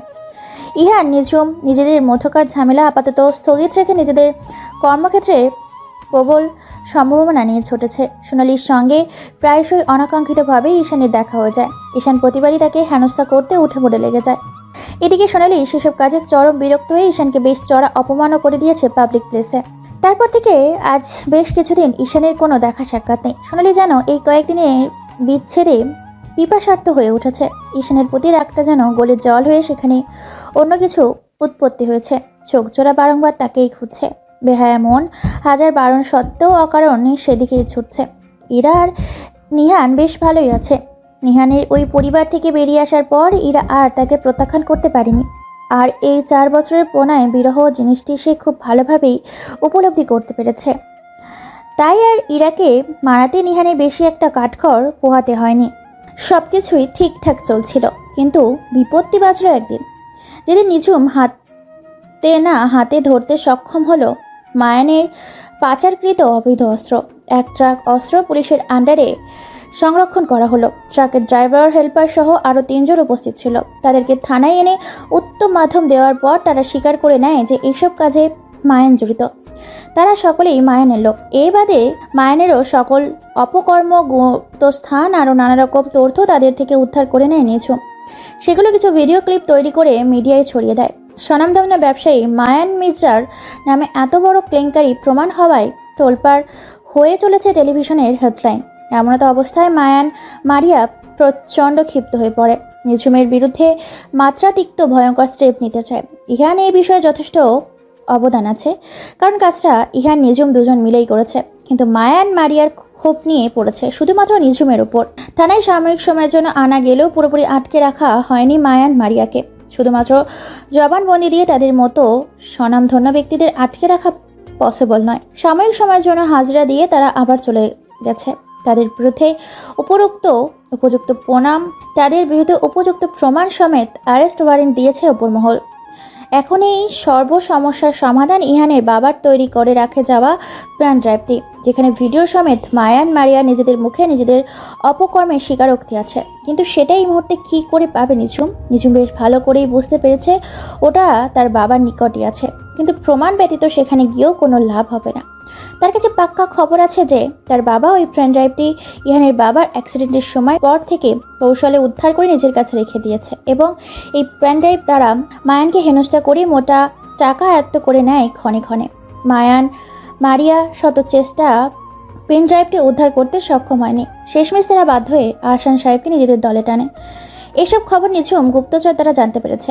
টিভির পর্দায় নিঝুমকে দেখে ইরা এক প্রকার বায়না ধরে বসে তারা নিঝুমের সঙ্গে দেখা করবে। এই ব্যাপারে খুব এক্সাইটেড তারা। ইহান শেষমেশ বাধ্য হয়ে রাজি হয়ে যায়। ইহানের অগোচরে ঈশান আর এরা প্ল্যান কষে কিভাবে নিঝুমকে আবার এই বাড়িতে ফিরিয়ে আনবে। এইসব কথা ইয়ানকে আগে বলে না, পরে যদি একদম না বলে দেয় তখন কি হবে এই ভয়ে। বিকেল নাগাদ ওদের নিয়ে রওনা হয় ইহান। নিঝুমকে সে বলেছে কেসের ব্যাপারে জরুরি কথা আছে, এই জন্য রয়্যাল কফি শপে মিট করে আসতে। এটা না বললে নিঝুম কোনোদিনে আসবে না, এটা সে খুব ভালোভাবেই জানে।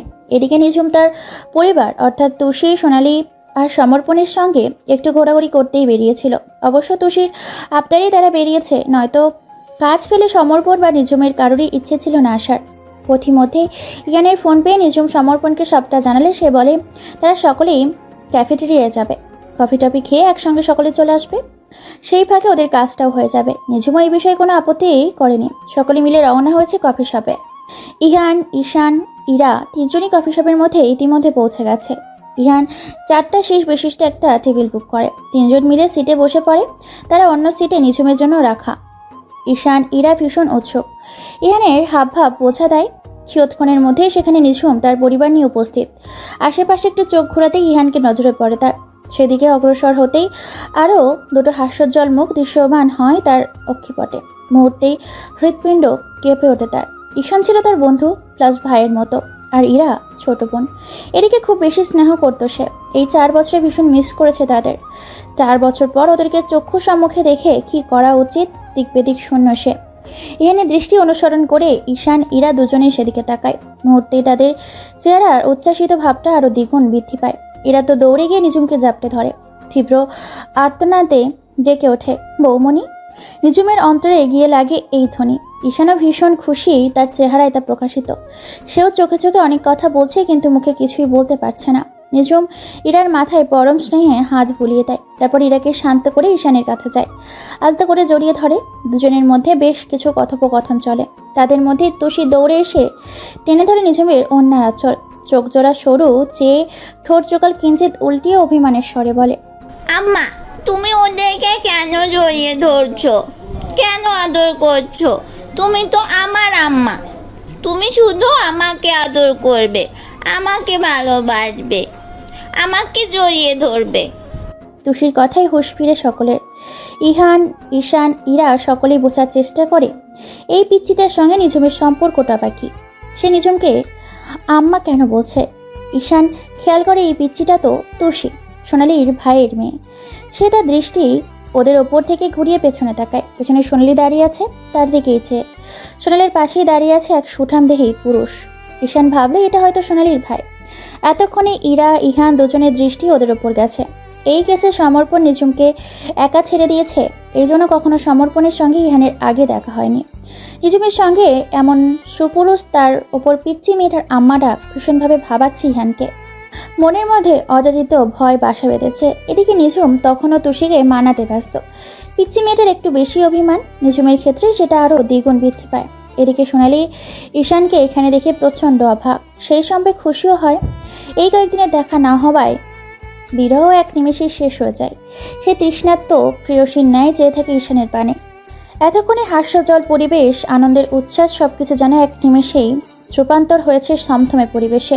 সকলের মধ্যেই পিনপত নীরবতা। কত শত কথা মনের কোণে চাপা পড়ে আছে, কিন্তু বলার অবকাশ নেই। নীরবতা ভেঙে সমর্পণ বলে, তো নিঝুম এইভাবে বসে থাকলে চলবে? ইন্ট্রোডিউস করা ওনাদের সঙ্গে। নিঝুম ঠোক গিলে পরক্ষণে স্মিত হেসে ইরা আর ঈশানের দিকে ইশারা করে বলে, ও ইরা মিস্টার ইহানের বোন, আর ও ঈশান ওনার ভাই। নিঝুমের কথা শেষ করে চুপ মেরে গেল। সমর্পণ বিরক্তি মাখা মুখ করেই বলল, নিঝুম, শুধু ওনাদের পরিচয় দিলে আমাদের পরিচয় ওনাদের দাও। সমর্পণের এই একটি কথাই ইহান, ইরা, ঈশা তিনজনই উৎসুক হয়ে উঠল। তারা তো এই সময়েরই অপেক্ষায় ছিল। নিঝুম হাত মোচড়াচ্ছে, তা দেখে সমর্পণ ফের বলল, ওকে, আমি দিচ্ছি আমাদের পরিচয়। সমর্পণ সোনালির দিকে ইঙ্গিত করে বলল, ও আমার একমাত্র বোন সোনালি চৌধুরী। তারপর তুষিকে নিজের কাছে টেনে নিয়ে বলল, এ হলো আমার প্রিন্সেস তুষি চৌধুরী। সমর্পণ এবার নিঝুমের দিকে ইঙ্গিত করে যখনই মুখ খুলতে নেবে তখনই ওয়েটার মেনু কার্ড নিয়ে হাজির। ওয়েটারকে দেখে সমর্পণ সেদিকে মনোযোগ ঘুরিয়ে নেয়। নিঝুম দীর্ঘশ্বাস ফেলে। ইহান, ইরা, ঈশান হতাশ হয়। এবারও জানা হলো না নিঝুমের সঙ্গে সমর্পণের সম্পর্কের পরিসীমা। অনেক চাপা কষ্ট, প্রশ্ন, অনুভূতি, দুঃখ সব কিছুর মধ্য দিয়ে কেটে গেল কিছু মুহূর্ত। এবার নিঝুম বলল, তারা এখন উঠবে। এরা বাচ্চাদে কেঁদে দেয় অস্বাভাবিকভাবে। নিঝুমকে জড়িয়ে ধরে বাচ্চাদের মতো আবদার করে বলে, তুমি আমাদের সঙ্গে আমাদের বাসায় যাবে, তোমাকে আর আমি ছাড়ছি না। দেখা যায় এই কথা শুনে তুষি সশব্দে কেঁদে দেয়। কফি শপের অনেকেই তাদের দিকে তাকিয়ে আছে। ব্যাপারটা একটু অসহ্যকর। পরিস্থিতি সামাল দিতে ঈশান জোরপূর্বক ইরাকে নিঝুমের থেকে ছাড়িয়ে নেয়। ইহান তখনও নীরব দর্শক। অবশেষে ইহান দ্রুত সেখান থেকে বেরিয়ে গেল। তার পক্ষে আর এক দণ্ড দাঁড়ানো সম্ভব হলো না। যাবার আগে ঈশানকে কড়া আদেশ দিয়ে গেল ইরাকে নিয়ে দ্রুত গাড়িতে ফিরতে। সে অপেক্ষা করছে। ঈশান অনেক কষ্টে ইরাকে সেখান থেকে নিয়ে যেতে সক্ষম হলো। নিঝুম মূর্তির ন্যায় দাঁড়িয়ে আছে। সোনালি সমর্পণ এগিয়ে যায় তার নিকট। তুষি নিঝুমের কোল ঘেঁষে দাঁড়িয়ে নাক টানছে। সোনালি নিঝুমকে জড়িয়ে ধরে কাতর কণ্ঠে বলে, সব ঠিক হয়ে যাবে ভাবিমণি, তুমি কষ্ট পেও না। সমর্পণ নিঝুমের মাথায় হাত বুলিয়ে দেয়। নিঝুম সোনালিকে জড়িয়ে ধরেই ডুকরে কেঁদে ওঠে। মায়ের কান্না দেখে তুষিও আবার কাঁদতে শুরু করে। রেস্টুরেন্টে সোনালি বেশ কিছুবার নিঝুমকে ভাবিমণি বলে ডেকেছে। এই ব্যাপারটা চোখ এড়ায়নি ইহানের। শুধু ইহান নয়, ঈশান ইরার নজরও পড়েছে। সকলের মানেই অজানা আশঙ্কা ডানা মেলেছে। ইহানের মনটা সহসা অস্থির হয়ে উঠেছে। দিকপতিক শূন্য মনে হচ্ছে। মস্তিষ্ক ফাঁকা ফাঁকা লাগছে। রন্ধ্রে রন্ধ্রে তীব্র যন্ত্রণার সঞ্চার হচ্ছে। নিঝুমের কণ্ঠ শোনার তীব্র বাসনা জাগছে তার অন্তরে। ঘড়ির কাঁটায় এখন রাত 12টা বেজে গেছে 19 মিনিট। এত রাতে কি নিঝুমকে বিরক্ত করা ঠিক হবে? ও হয়তো এখন ঘুমিয়ে আছে। 7-5 ভাবতে ভাবতেই ইহান নিঝুমের নাম্বারে ডায়াল করে ফেলল। কাজের সূত্রে নিঝুমের নাম্বার ইহানের কাছে থাকলেও এই কয়েকদিনে কখনো দরকার ছাড়া কোনো ফোন করেনি ইহান। কিন্তু আজ আর নিজেকে বেহায়া মনকে সামলাতে অক্ষম হলো। এত রাতে ইহানের ফোন পেয়ে নিঝুম কিঞ্চিত চিন্তিত হয়ে পড়ল। মনে মনে ভাবল, এত রাতে কেন ফোন দিল? কোনো বিপদ হয়নি তো? নিঝুম জলদি ফোনটা রিসিভ করে নিল। উদ্বিগ্ন কণ্ঠে শুধালো, কি হয়েছে? খারাপ কিছু কি? আপনি ঠিক আছেন তো? ইহান অথরে স্মিত হাসি টেনে পড়ল। এখনো তবে আমাকে নিয়ে চিন্তা হয়? নিঝুম আকস্মাৎ হতভম্ব হয়ে পড়ল। নিজের কর্মে নিজেই হতবাক সে। কোনোরকম হামতামতা করে বলল, না, একদমই না। ইহান তখনও হেসে চলেছে। যেখানে নিঝুমের কণ্ঠে স্পষ্ট চিন্তার ছাপ, সেখানে মুখের কথায় কি বা আসে যায়। ইহান দমে গেল না। রসিকতার ছড়ে বলল, তাহলে তো প্রশ্ন করা কেন? নিঝুম ঠোঁট কামড়ে বলল, এত রাতে ফোন দিলে এসব বলা স্বাভাবিক নয় কি? ইহান আনমনেই উত্তর দিল, হয়তো স্বাভাবিক নয়তো নয়। মানে? নিঝুমের কণ্ঠে কৌতূহল। ইহান ব্যালকনির গ্রিল ধরে দৃষ্টি নিবদ্ধ করল সুদূরের আকাশে। ওপাশে নিঝুম অপেক্ষায়। ইহান দীর্ঘশ্বাস ফেলল। কাতর কণ্ঠে বলল, ফিরে এসো নিঝুম, শেষবারের মতো ক্ষমা চাইছে। 4টা বছর অনেক সহ্য করেছে। তুমিই বলো, এখনো কি শেষ হয়নি আমার বাপের বোঝা? ধীরে ধীরে মরছি আমি। তোমায় কষ্ট দিয়ে বিন্দুমাত্র ভালো নেই। ফিরে এসো প্রিয়সী। নিঝুম স্তব্ধ। চোখ বেয়ে নোনা জল গড়িয়ে পড়ছে। ঠোঁট কামড়ের শব্দ আটকে রেখেছে। ইয়ানের কাছে সে কিছুতেই নিজেকে উপস্থাপন করতে চায় না। নিঝুম নিজেকে যথাসম্ভব শক্ত করে কাঠিন্য স্বরেই বলল, আর কখনো এসব বাজে টপিক নিয়ে ফোন করবেন না। মনে রাখবেন, কাজ ব্যতীত আপনার সঙ্গে আমার কোনো সম্পর্ক নেই। ইয়ান হতাশ হয়। কণ্ঠ খাদে নামিয়ে রিনরিনিয়ে হঠাৎ প্রশ্ন করে বসে, তোমার সঙ্গে বাচ্চা মেয়েটার কিসের সম্পর্ক? ও কেন তুমি আম্মা বলে? মিস্টার সমর্পণের বোন কেন তুমি ভাবি মনে বলে রাখছে? মিস্টার সমর্পণ কি হয় তোমার? ঝুম। নিঝুম এইসব প্রশ্নে ধাক্কা খায়। বিচলিত হয়ে পড়ে। কি বলবে না বলবে ভেবে না পেয়ে খট করেই কলটা কেটে দেয়। থপ করে বিছানায় বসে পড়ে। চোখের পানি মুছে নিয়ে আনমনেই বলল, একদিন আমিও এমন কষ্ট সহ্য করেছি মিস্টার খান। কাছে থেকেও ছুতে না পারার কষ্ট। আজ আপনার মনে কি চলছে আমিও তা বুঝতে পারছি। শত হলো আপনি আমার একমাত্র ভালোবাসার মানুষ, আমার 3 কবুল বলে বিয়ে করা স্বামী। তবুও দেখুন না ভাগ্যের কি নির্মম পরিহাস। আপনার করা কয়েকটা ভুলের জন্য আজ আমরা একে অপরের থেকে কতটা দূরে অবস্থান করছি। আপনাকে আমি ভালোবাসি আর সারা জীবন বাসবো, কিন্তু কখনো ধরা দিব না। আপনি আমাকে সেই দিনই ফিরে পাবেন যেই দিন প্রকৃত অর্থে প্রমাণ দিতে পারবেন আমি আপনার কে। সেই দিন ভালোবাসার পরীক্ষা, যেই দিন আমি মনে করব আপনি জীবনের এই কঠিন পরীক্ষায় পাশ করতে পেরেছেন, ঠিক সেই দিনই আমি আবার আপনার ঘরে আপনার সঙ্গে আপনার বধূরূপে ফিরে যাব, তার আগে নয়। তার মানে ওই লোকটাই ভাবিমণির হাজবেন্ড আর ওনারাই ভাবিমণির পরিবার।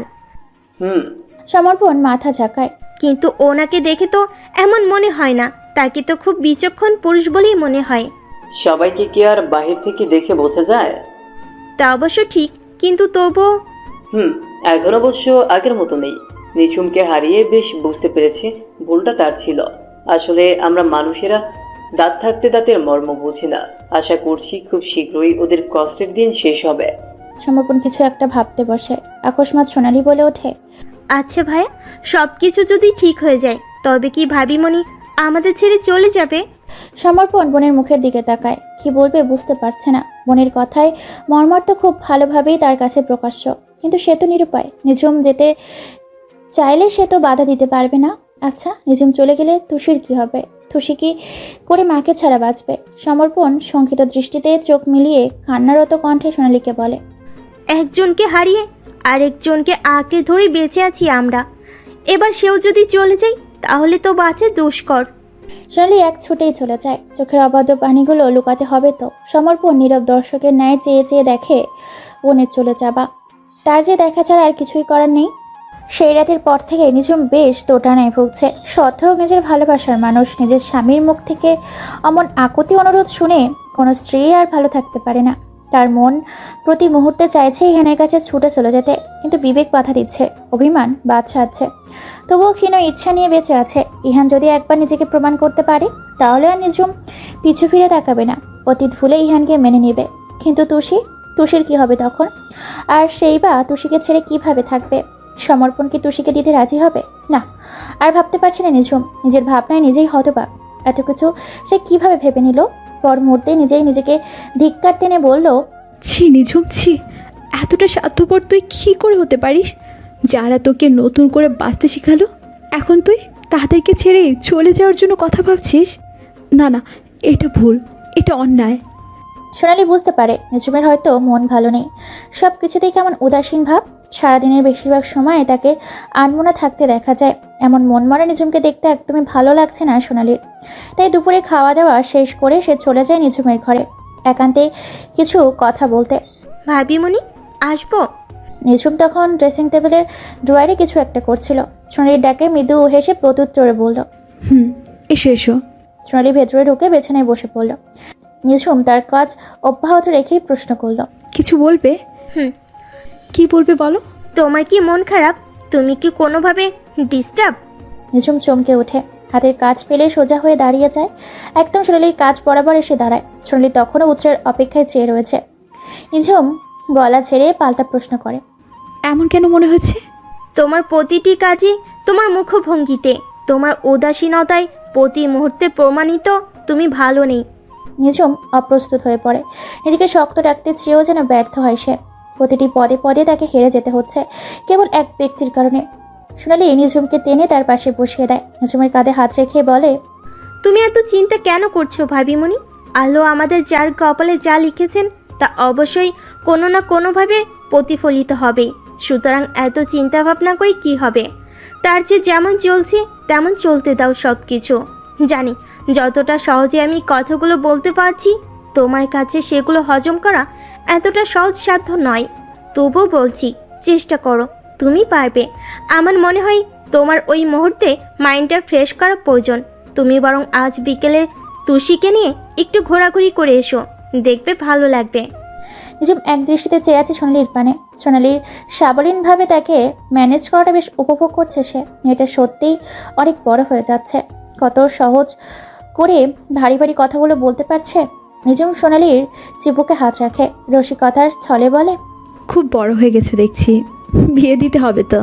বিয়ের কথা শুনতেই কিঞ্চিত দমে যায় সোনালি। বুকের মধ্যে চাপা কষ্ট অনুভব হয়। আচ্ছা, তার কপালে কি আদৌ বিয়ে নামক শব্দটির কোনো ভ্যালু আছে? তার মন প্রাণ যার জন্য উদাসীন, সে তো তার ধরাছোঁয়ার বাইরে। ঈশানের সঙ্গে তার কোনোদিনই মিলবে না, এটা সে খুব ভালো করেই জানে। তার উপর ঈশানের পরিচয় পাওয়ার পর থেকে সে তো একেবারে মস্তিষ্কে গেঁথে নিয়েছে যে ঈশান তার জন্য নিষিদ্ধ, একেবারে নিষিদ্ধ। নিঝুম কষ্ট পায় এমন কোনো কাজ সে কখনো করবে না। তাই তো সেদিন কফি শপ থেকে ফেরার পর ঈশানের নাম্বার থেকে অগণিত ফোন কল আসার পরেও সে একটি কলও রিসিভ করেনি। এমনকি নিজের মনের কোণে সদ্য জন্ম নেওয়া লুকায়িত অনুভূতিগুলোকেও দুমড়ে মুচড়ে শেষ করে দেওয়ার চেষ্টায় আছে। সোনালীকে আনমনা থাকতে দেখে নিঝুম বলল, কি হলো? মেয়ের বিয়ের কথা বলতে এক্ষুনি ভাবতে বসলে নাকি নিজের প্রেমিক পুরুষকে নিয়ে? সোনালী নিঝুমের কথায় বাস্তবে ফিরে আসে। মনের কষ্ট মনে লুকিয়ে রেখেই সে লজ্জা পাওয়ার ভাব ধরে বলে, আরে ভাবি মনি, কি যে বলো না।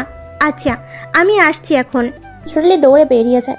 নিঝুম সেদিকে তাকে হেসে ফেলে। তার ধারণা সোনালী হয়তো লজ্জা পেয়েছে, কিন্তু সে তো আর জানে না মেয়েটা নিজের মনে কত বড় কষ্ট লুকিয়ে রেখে হাসি মুখে ঘুরছে।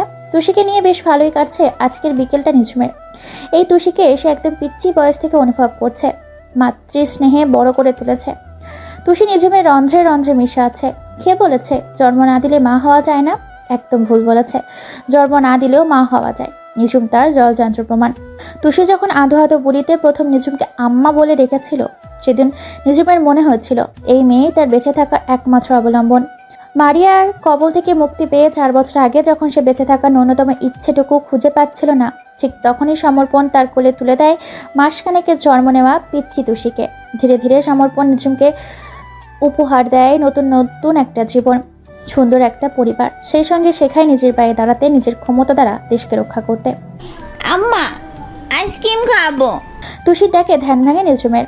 অতীত থেকে বেরিয়ে মিষ্টি এসে চুমু খায় মেয়ের কপালে। আদুরে কণ্ঠে বলে, মামুনি, আইসক্রিম খেলে ঠান্ডা লেগে যাবে তো, বাবা বকবে খুব। তুষি জেদ ধরে বসে। না না না, আমি আইসক্রিম খাবো মানে খাবোই। নিঝুম অনেক বুঝিয়েও কোনো লাভ হয় না। তুষি নাচর বান্দা। অবশেষে নিঝুম রাজি হতে বাধ্য হয়। যেহেতু তারও আইসক্রিম ফেভারিট, সেহেতু একটু তো দুর্বলতা থাকবেই। নিঝুম আশেপাশে চোখ বুলিয়ে রাস্তার অপোজিটে একটা আইসক্রিম পাল্লা চোখে পড়েছে। তুষিকে বলে তার সঙ্গে যেতে, কিন্তু তুষি যায় না। অনেকক্ষণ যাবৎ ঘোরাঘুরি করার ফল ছোট্ট পা দুটো ব্যথা হয়ে উঠেছে। নিঝুম আর জোর করে না। ড্রাইভারের সঙ্গে তুষিকে গাড়িতে বসিয়ে রেখে এসে যায় আইসক্রিম আনতে। দোকান ভিড় থাকায় বেশ কিছুটা সময় লেগে যায় নিঝুমের ফিরতে। দু হাতে দুটো আইসক্রিম নিয়ে বেশ হাস্যজ্জ্বল মুখে ফিরে আসলো সে। কিন্তু কে জানতো তার এই হাসি স্থায়ী তো ছিল ক্ষণকালের। নিঝুম গাড়ির দরজা খুলে সিটে বসতে বসতে বলল, এই নাও মামুনি, তোমার আইসক্রিম। আইসক্রিমটা এগিয়ে সামনে তাকাতেই বেশ চমকে উঠল। তুষি নেই, কোথাও নেই। নিঝুমের গলা শুকিয়ে এলো অজানা আশঙ্কায়। সে দ্রুত ড্রাইভারের সিটে নজর পুরালো। মুহূর্তে নিঝুম হিতাহিত জ্ঞান শূন্য হয়ে পড়ল। ড্রাইভার অস্বাভাবিকভাবে ছিটে ঝুলে আছে, গলা দিয়ে ফিনকি দিয়ে রক্ত ঝরছে, চোখ উল্টে আছে, চেহারা ফ্যাকাশে। নিঝুমের হাত থেকে আপনা আপনি আইসক্রিম দুটো পড়ে গেল। সে দ্রুত সামনের সিটে ড্রাইভারের কাছে গেল। ড্রাইভারের বাম হাত ধরে পালস রেট চেক করে দেখলো সে আর বেঁচে নেই। নিঝুম এখন কি করবে? কোথায় খুঁজবে তুষিকে? তুষিকে কারা নিয়ে যেতে পারে এটা অজানা নয় তার, কিন্তু কি করে উদ্ধার করবে সে তার মেয়েকে? কি জবাব দেবে সমর্পণকে? বাচ্চা মেয়েটার কোনো ক্ষতি করবে না তো ওরা? আতকে ওঠে নিঝুম। এমন অসহায় সে আগে কখনো হয়নি। এমনকি নিজের যখন মৃত্যু শয্যায় ছিল তখনও এমন লাগেনি। দুহাতে চুলের মুঠে খামচে ধরে তীব্র চিৎকার করে ওঠে সে। সবকিছু শেষ করে দিতে ইচ্ছে হচ্ছে এই মুহূর্তে তার, নয়তো নিজেই শেষ হয়ে যাচ্ছে। মায়ান বেশ বিরক্ত। সেই সন্ধ্যা থেকে বাচ্চা মেয়েটার প্যান প্যান শুনতে শুনতে তার কান ঝালাপালা। সে ক্রুদ্ধ কণ্ঠে বলল, মারিয়া, এটাকে এখান থেকে সরা, আমার চোখের সামনে যেন আর না পড়ে। মাথা খারাপ করে দিল। চিন্তা করো না ভাইয়া, ব্যবস্থা করে ফেলেছি, আর কিছুক্ষণ মাত্র। আর তারপর দেখবো ওই অফিসার আর নিঝুম কি করে একে উদ্ধার করে। তিলে তিলে শেষ করব সবাইকে, যেমনটা আমি হচ্ছি তেমনই। সমর্পণ স্ট্যাচু হয়ে বসে আছে। সোনালির সামনে কেঁদে চলেছে। কাঁদতে কাঁদতে হেঁচকে উঠে গেছে মেয়েটার। আর নিঝুম, সে তো নেই। সে ছুটেছে তার মেয়েকে রক্ষা করতে।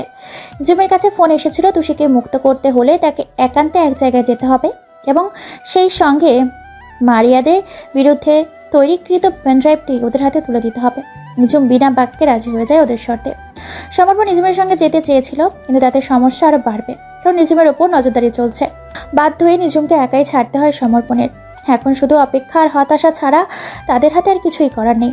এদিকে মারিয়া ইহানকে ফোন করে বলে দিয়েছে তাদের কীর্তিকলাপের কথা। সব শুনে প্রচণ্ড রেগে গেছে সে। মারিয়াকে ফোনের মধ্যে ভয়ঙ্কর কিছু গালি দিয়ে দেখা যায় ওপাশ থেকে শুধু অট্টহাসির আওয়াজ শোনা যায়। পুরো খানবাড়ি চিন্তিত। এই সেই আস্তানা যেখানে 4 বছর আগে নিঝুমকে আনা হয়েছিল। সেদিন কোনো রকমের প্রাণ নিয়ে ফিরেছিল নিঝুম এখান থেকে, কিন্তু আজ কি সে পারবে তুষিকে সুস্থ সবলভাবে সমর্পণের হাতে তুলে দিতে? নিজেকে নিয়ে বিন্দুমাত্র চিন্তা নেই, শুধু তুষিকে ঘিরে তার যত টেনশন। আস্তানার সম্মুখে পৌঁছাতেই সদরদার আপনা আপনি ঘুরে গেল। নিঝুম ঝিরি পায়ে ভেতরে প্রবেশ করলো। কিছু দূর যেতেই থপ করে অন্ধকারে আচ্ছাদিত রুমটি আলোকিত হয়ে উঠল। নিজম আশেপাশে চোখ বুলিয়ে তাকে ধীরে চারিদিকে অনেক সেনা সামন্ত, এরা সবাই মারিয়ার লোক। এখান থেকে দুইজন এসে নিজমের পুরো বডি সার্চ করে গেল, যাতে গোপনীয় কোনো অস্ত্র না থাকে সেজন্য।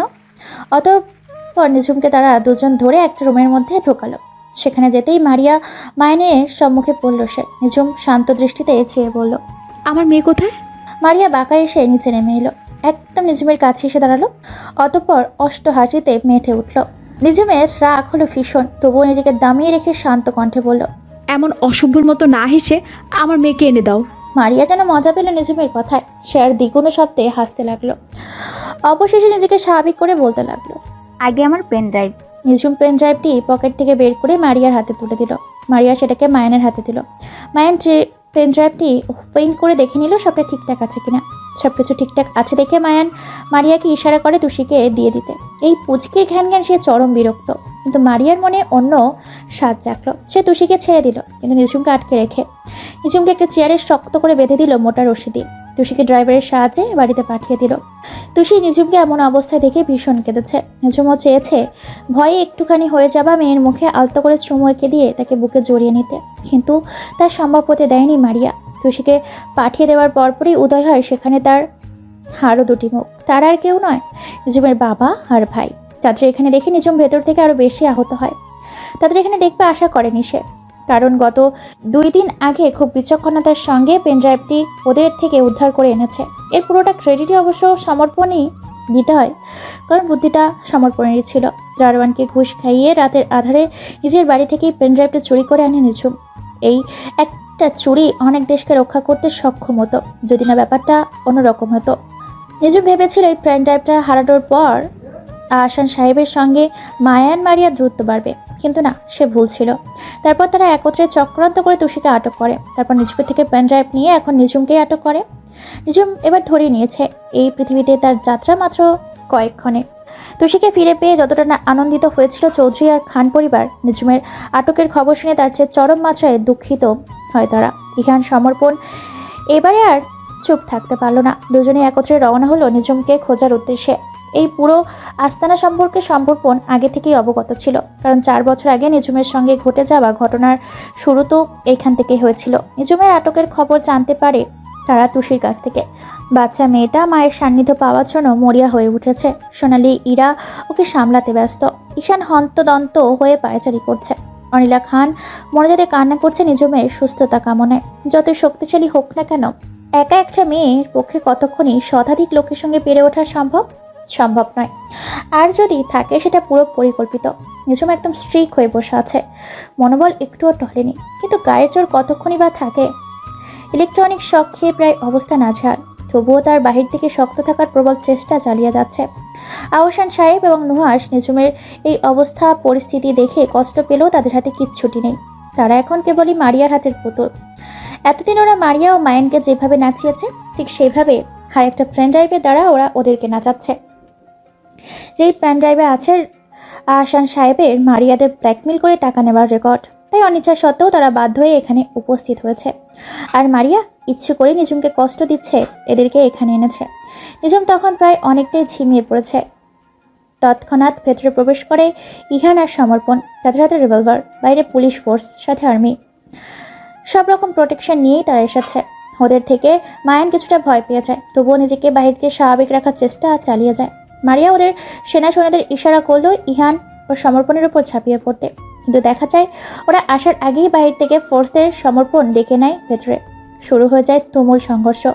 এক পর্যায়ে মারিয়া মায়ানকে আটক করতে সক্ষম হয় তারা। মিস্টার আহসান এবং নুহাসকেও আটক করেন তারা। কিন্তু বিপত্তি বাজে যখন ইহান সমর্পণ অন্য মনস্ক হয়ে নিজুমকে খুলতে যায়, তখন আকস্মাৎ একটা ছুরি এসে লাগে। এমার্জেন্সিতে ট্রিটমেন্ট চলছে সমর্পণের। আঘাতের শেষ গুরুতর। পুলিশের হাতে আটক হওয়ার পরই মারিয়া ছলচাতুরি করে যাওয়ার আগে নিজুমের দিকে শেষ টার্গেট করেছিল, কিন্তু সমর্পণ সেটা লক্ষ্য করে নিজুমকে আগলে নিজে পিঠ দিয়ে দাঁড়িয়ে যায়। ফলস্বরূপ ছুরির আঘাতে তৎক্ষণাৎ ক্ষতবিক্ষত হয় তার পৃষ্ঠদেশ। সেই মুহূর্তে ইহান আর নিজুম তাকে নিয়ে হসপিটালে অ্যাডমিট করে। খানবাড়ির সকলে উপস্থিত হসপিটালে, সেই সঙ্গে তুষি, সোনালিও আছে। তুষি তেমন কিছুই বুঝতে পারছে না, সে শুধু নিঝুমের বুকের ওপর খামটি মেরে পড়ে আছে। নিঝুমকে বেঁচে রাখায় সেই দৃশ্য তার ছোট্ট মনটিতে গভীর রেখাপাত সৃষ্টি করেছে। যার দরুন সে কোনো মতেই তার মাকে ছাড়তে চাইছে না, কিন্তু সকলের থমথমে মুখ থেকে কান্নার আওয়াজ ভয় পাচ্ছে তার ছোট্ট মস্তিষ্ক। সোনালি অঝরে কেঁদে চলেছে, যেটা ঈশানের পক্ষে মেনে নেওয়া একদমই সম্ভব হচ্ছে না। কিন্তু সব কথার বড় কথা হলো অনিলা খান অস্বাভাবিকভাবে কাঁদছে। এটা নিয়ে ইরা, ঈশান, ইহান সকলেই বেশ চিন্তিত। তবে সমর্পণের সঙ্গে যে তার কোনো যোগসূত্র আছে এটা তার ব্যবহারে সুস্পষ্ট। নিহানও আছে তাদের সঙ্গে। ভাই বোনের কর্মকাণ্ডে সে ভীষণভাবেই লজ্জিত। পিট চোখ মিলে তাকিয়ে সর্বপ্রথম যে নামটি সমর্পণ উচ্চারণ করে তা হলো নিঝুম। চোখ মিলে তার প্রশ্ন, নিঝুম ঠিক আছে তো? নিঝুমকে ঘিরে তার এত উদ্বিগ্নতা পছন্দ হলো না ইহানের। ইহান তৎক্ষণাৎ কেবিন থেকে বেরিয়ে যেতে নিচ্ছিল, ঠিক তখনই তার পা থেমে যায় নিঝুমের কণ্ঠস্বরে। নিঝুম আকতি মাখা কণ্ঠে সমর্পণকে ভাইয়া বলে ডাকছে। তার বুকে ছাপিয়ে পড়ে হাউমাউ করে কাঁদছে। উপস্থিত সবাই কিছুটা হতবাক। ইরা, ঈশা, ইহান ও নিহান হতবাক, কারণ তারা এতদিন যেই ভেবে এসেছে তা হয়তো সম্পূর্ণ ভুল এটা ভেবে।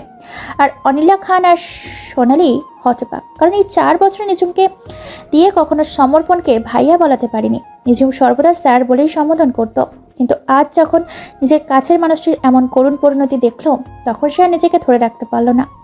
এই 4 বছরে নিঝুম সমর্পণ ও নুহাসের থেকে আলাদা চোখে দেখেনি। নুহাস যেমন তার ভাই, সমর্পণও ঠিক তেমনই তার ভাই, তবে দুজনের মধ্যে বিস্তর ফারাক।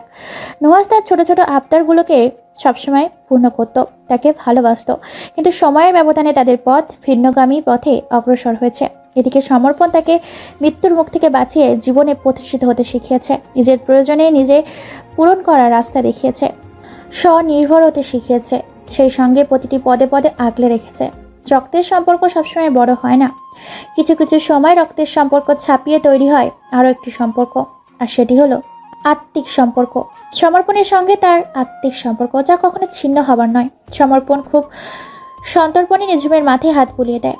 এক বাহুতে নিঝুমকে আঁকড়ে ধরে অন্য বাহুতে সোনালিকে আসতে ইশারা করলো। সোনালি যেই এটারই অপেক্ষায় ছিল, ভাইয়ের অনুমতি পেয়ে ঝাঁপিয়ে পড়লো তার বাহুতে। তুষিকে তখন অনিলা খান আঁকলে নিয়েছে।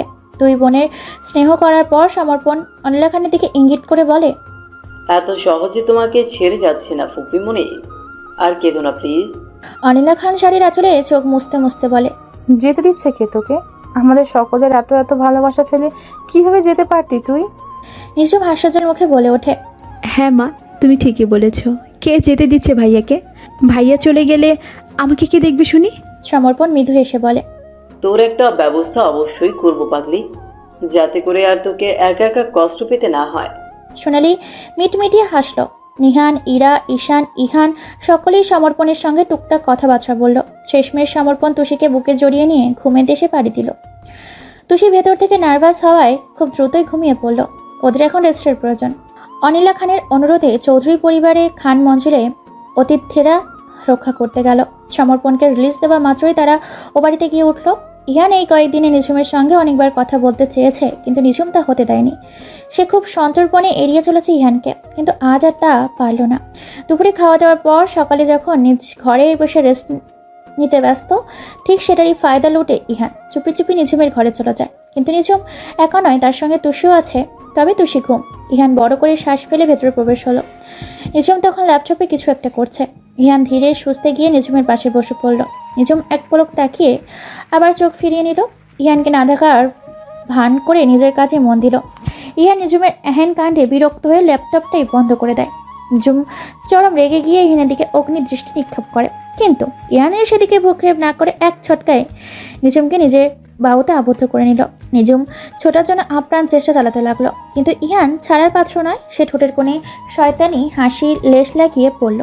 একবার ভুল করেছে, তবে বারবার একই ভুল করছে না। ছাড় বলছি আমাকে। রাখলে তোমার বেশি মায়াবী লাগে বউ। বউ, এই বউ শব্দটি যেন নিঝুমের হৃদয়ে স্পর্শ করতে সক্ষম হলো। হৃৎপিণ্ডে দুরুম দুরুম শব্দে অস্থির হয়ে উঠল সে। এই মুহূর্তে তাকে মুক্তি পেতে হবে ইহানের থেকে, নয়তো দম আটকে মরতে হবে। ইহান নিঝুমের অস্থিরতা দ্বিগুণ করতে তার কানের কাছে মুখ নিয়ে ফিসফিসিয়ে বলল, এভাবে সারা জীবন মরতে হবে তোমায়। প্রতিনিয়ত আমাকে তিলে তিলে মেরেছ, এবার আমার পালা। ভালোবাসায় বন্দিনী করে মারবো তোমায়, দম ফেলার জায়গা পাবে না। লজ্জায় মরতে মরতে মুখ লুকাবে আমার বক্ষ পিঞ্জরে। নিঝুম এক ধাক্কায় ইহানকে দূরে ঠেলে দিল। ইহান বোধহয় জানতো এমনটাই হবে। সে বিছানায় হেলে পড়লো কিছুটা। নিঝুম রেগে মেগে তার দিকে তাকিয়ে আছে, তবে চেহারায় লজ্জার ছাপ স্পষ্ট। ইহান তা দেখে ঈষৎ হাসল। নিঝুম তেজস্বী কণ্ঠে বলল, বেরিয়ে যান, মা বলেছে তাই এখানে আসা, নয়তো এই দৃষ্টে পা ফেলার ইচ্ছে এই নিঝুমের ছিল না।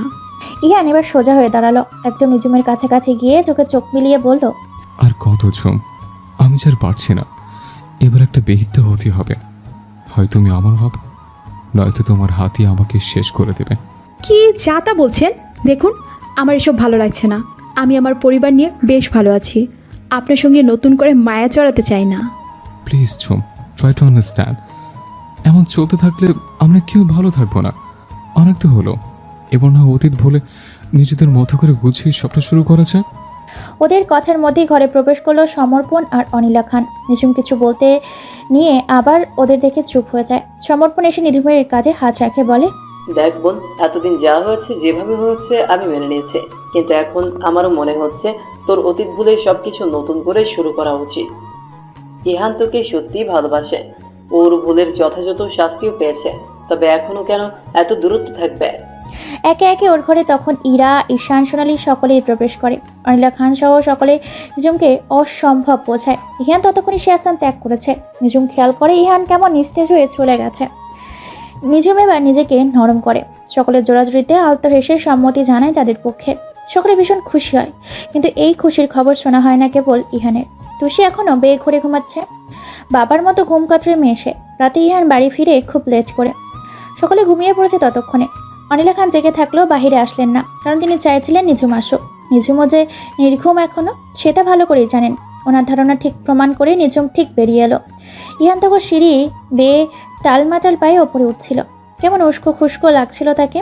নিঝুমের বুকের মধ্যে কেমন মোচড় দিয়ে উঠল। সে ধীর পায়ে এসে ইহানের সামনে দাঁড়ায়। ইহান ততক্ষণে শেষ সিঁড়িটা অতিক্রম করে নিঝুমের মুখোমুখি পৌঁছে গেছে। দুজন দুজনের দিকে এক দৃষ্টিতে তাকিয়ে রয়। ইহান ভাবছে নিঝুম হয়তো এতক্ষণে ঘুমিয়ে পড়েছে।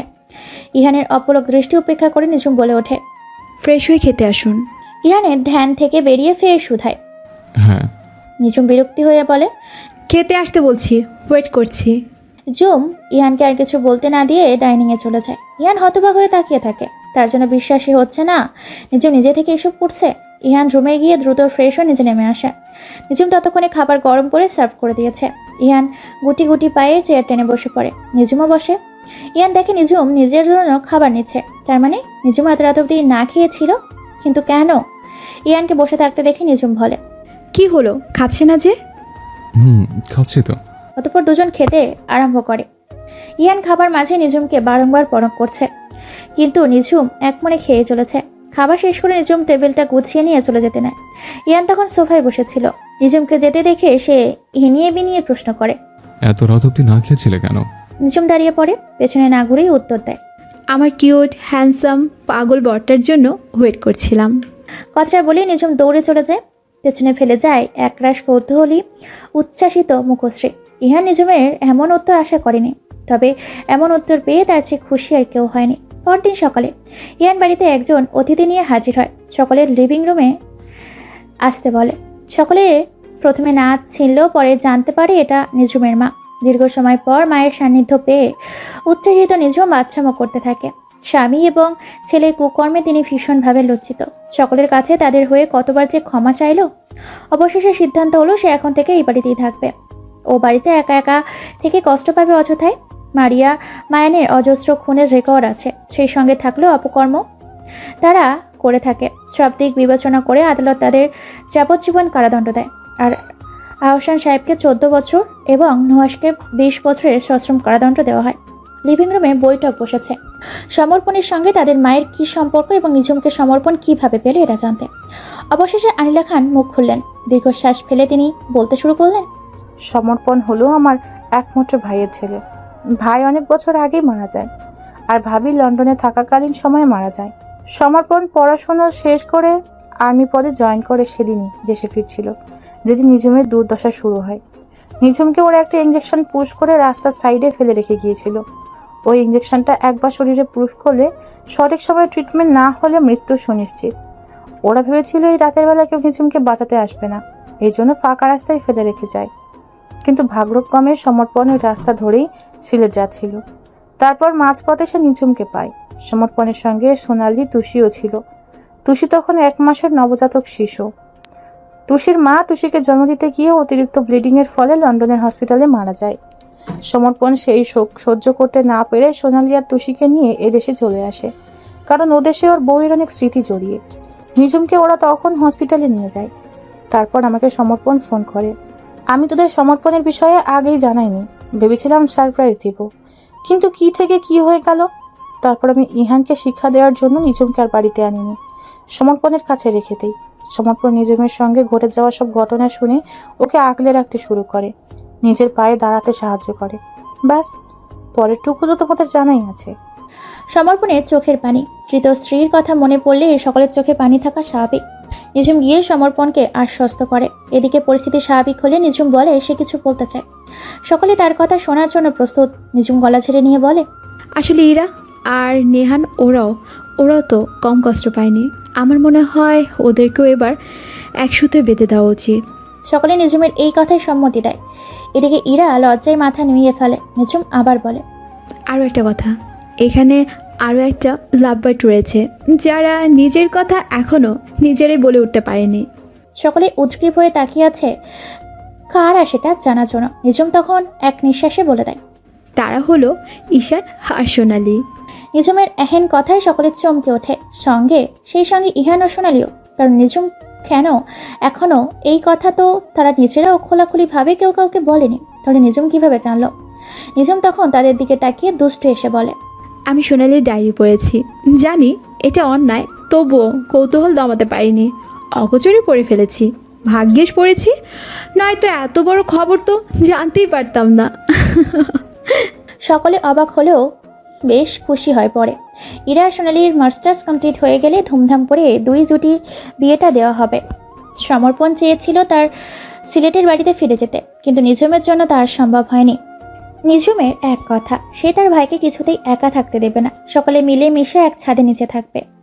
গাড়ি করে পুরো শহর ঘুরেছে নিঝুম আর ইহান। তুষিকেও আনতে চেয়েছিল, কিন্তু বাড়ির কেউ আনতে দেয়নি। সকলে মনে করেছে ওদের একটু প্রাইভেসি দরকার। গাড়ি এসে থামকে এক লেকের পাড়ে। 4 বছর আগে যেখানে বেড়াতে এসে তাদের চরম বিপদের মুখে পড়তে হয়েছিল। এই জায়গা দেখে নিঝুম বেশ অবাক হয়, কিন্তু কিছুই বলে না। চুপচাপ ইহানের সঙ্গে গাড়ি থেকে নেমে হাঁটতে থাকে।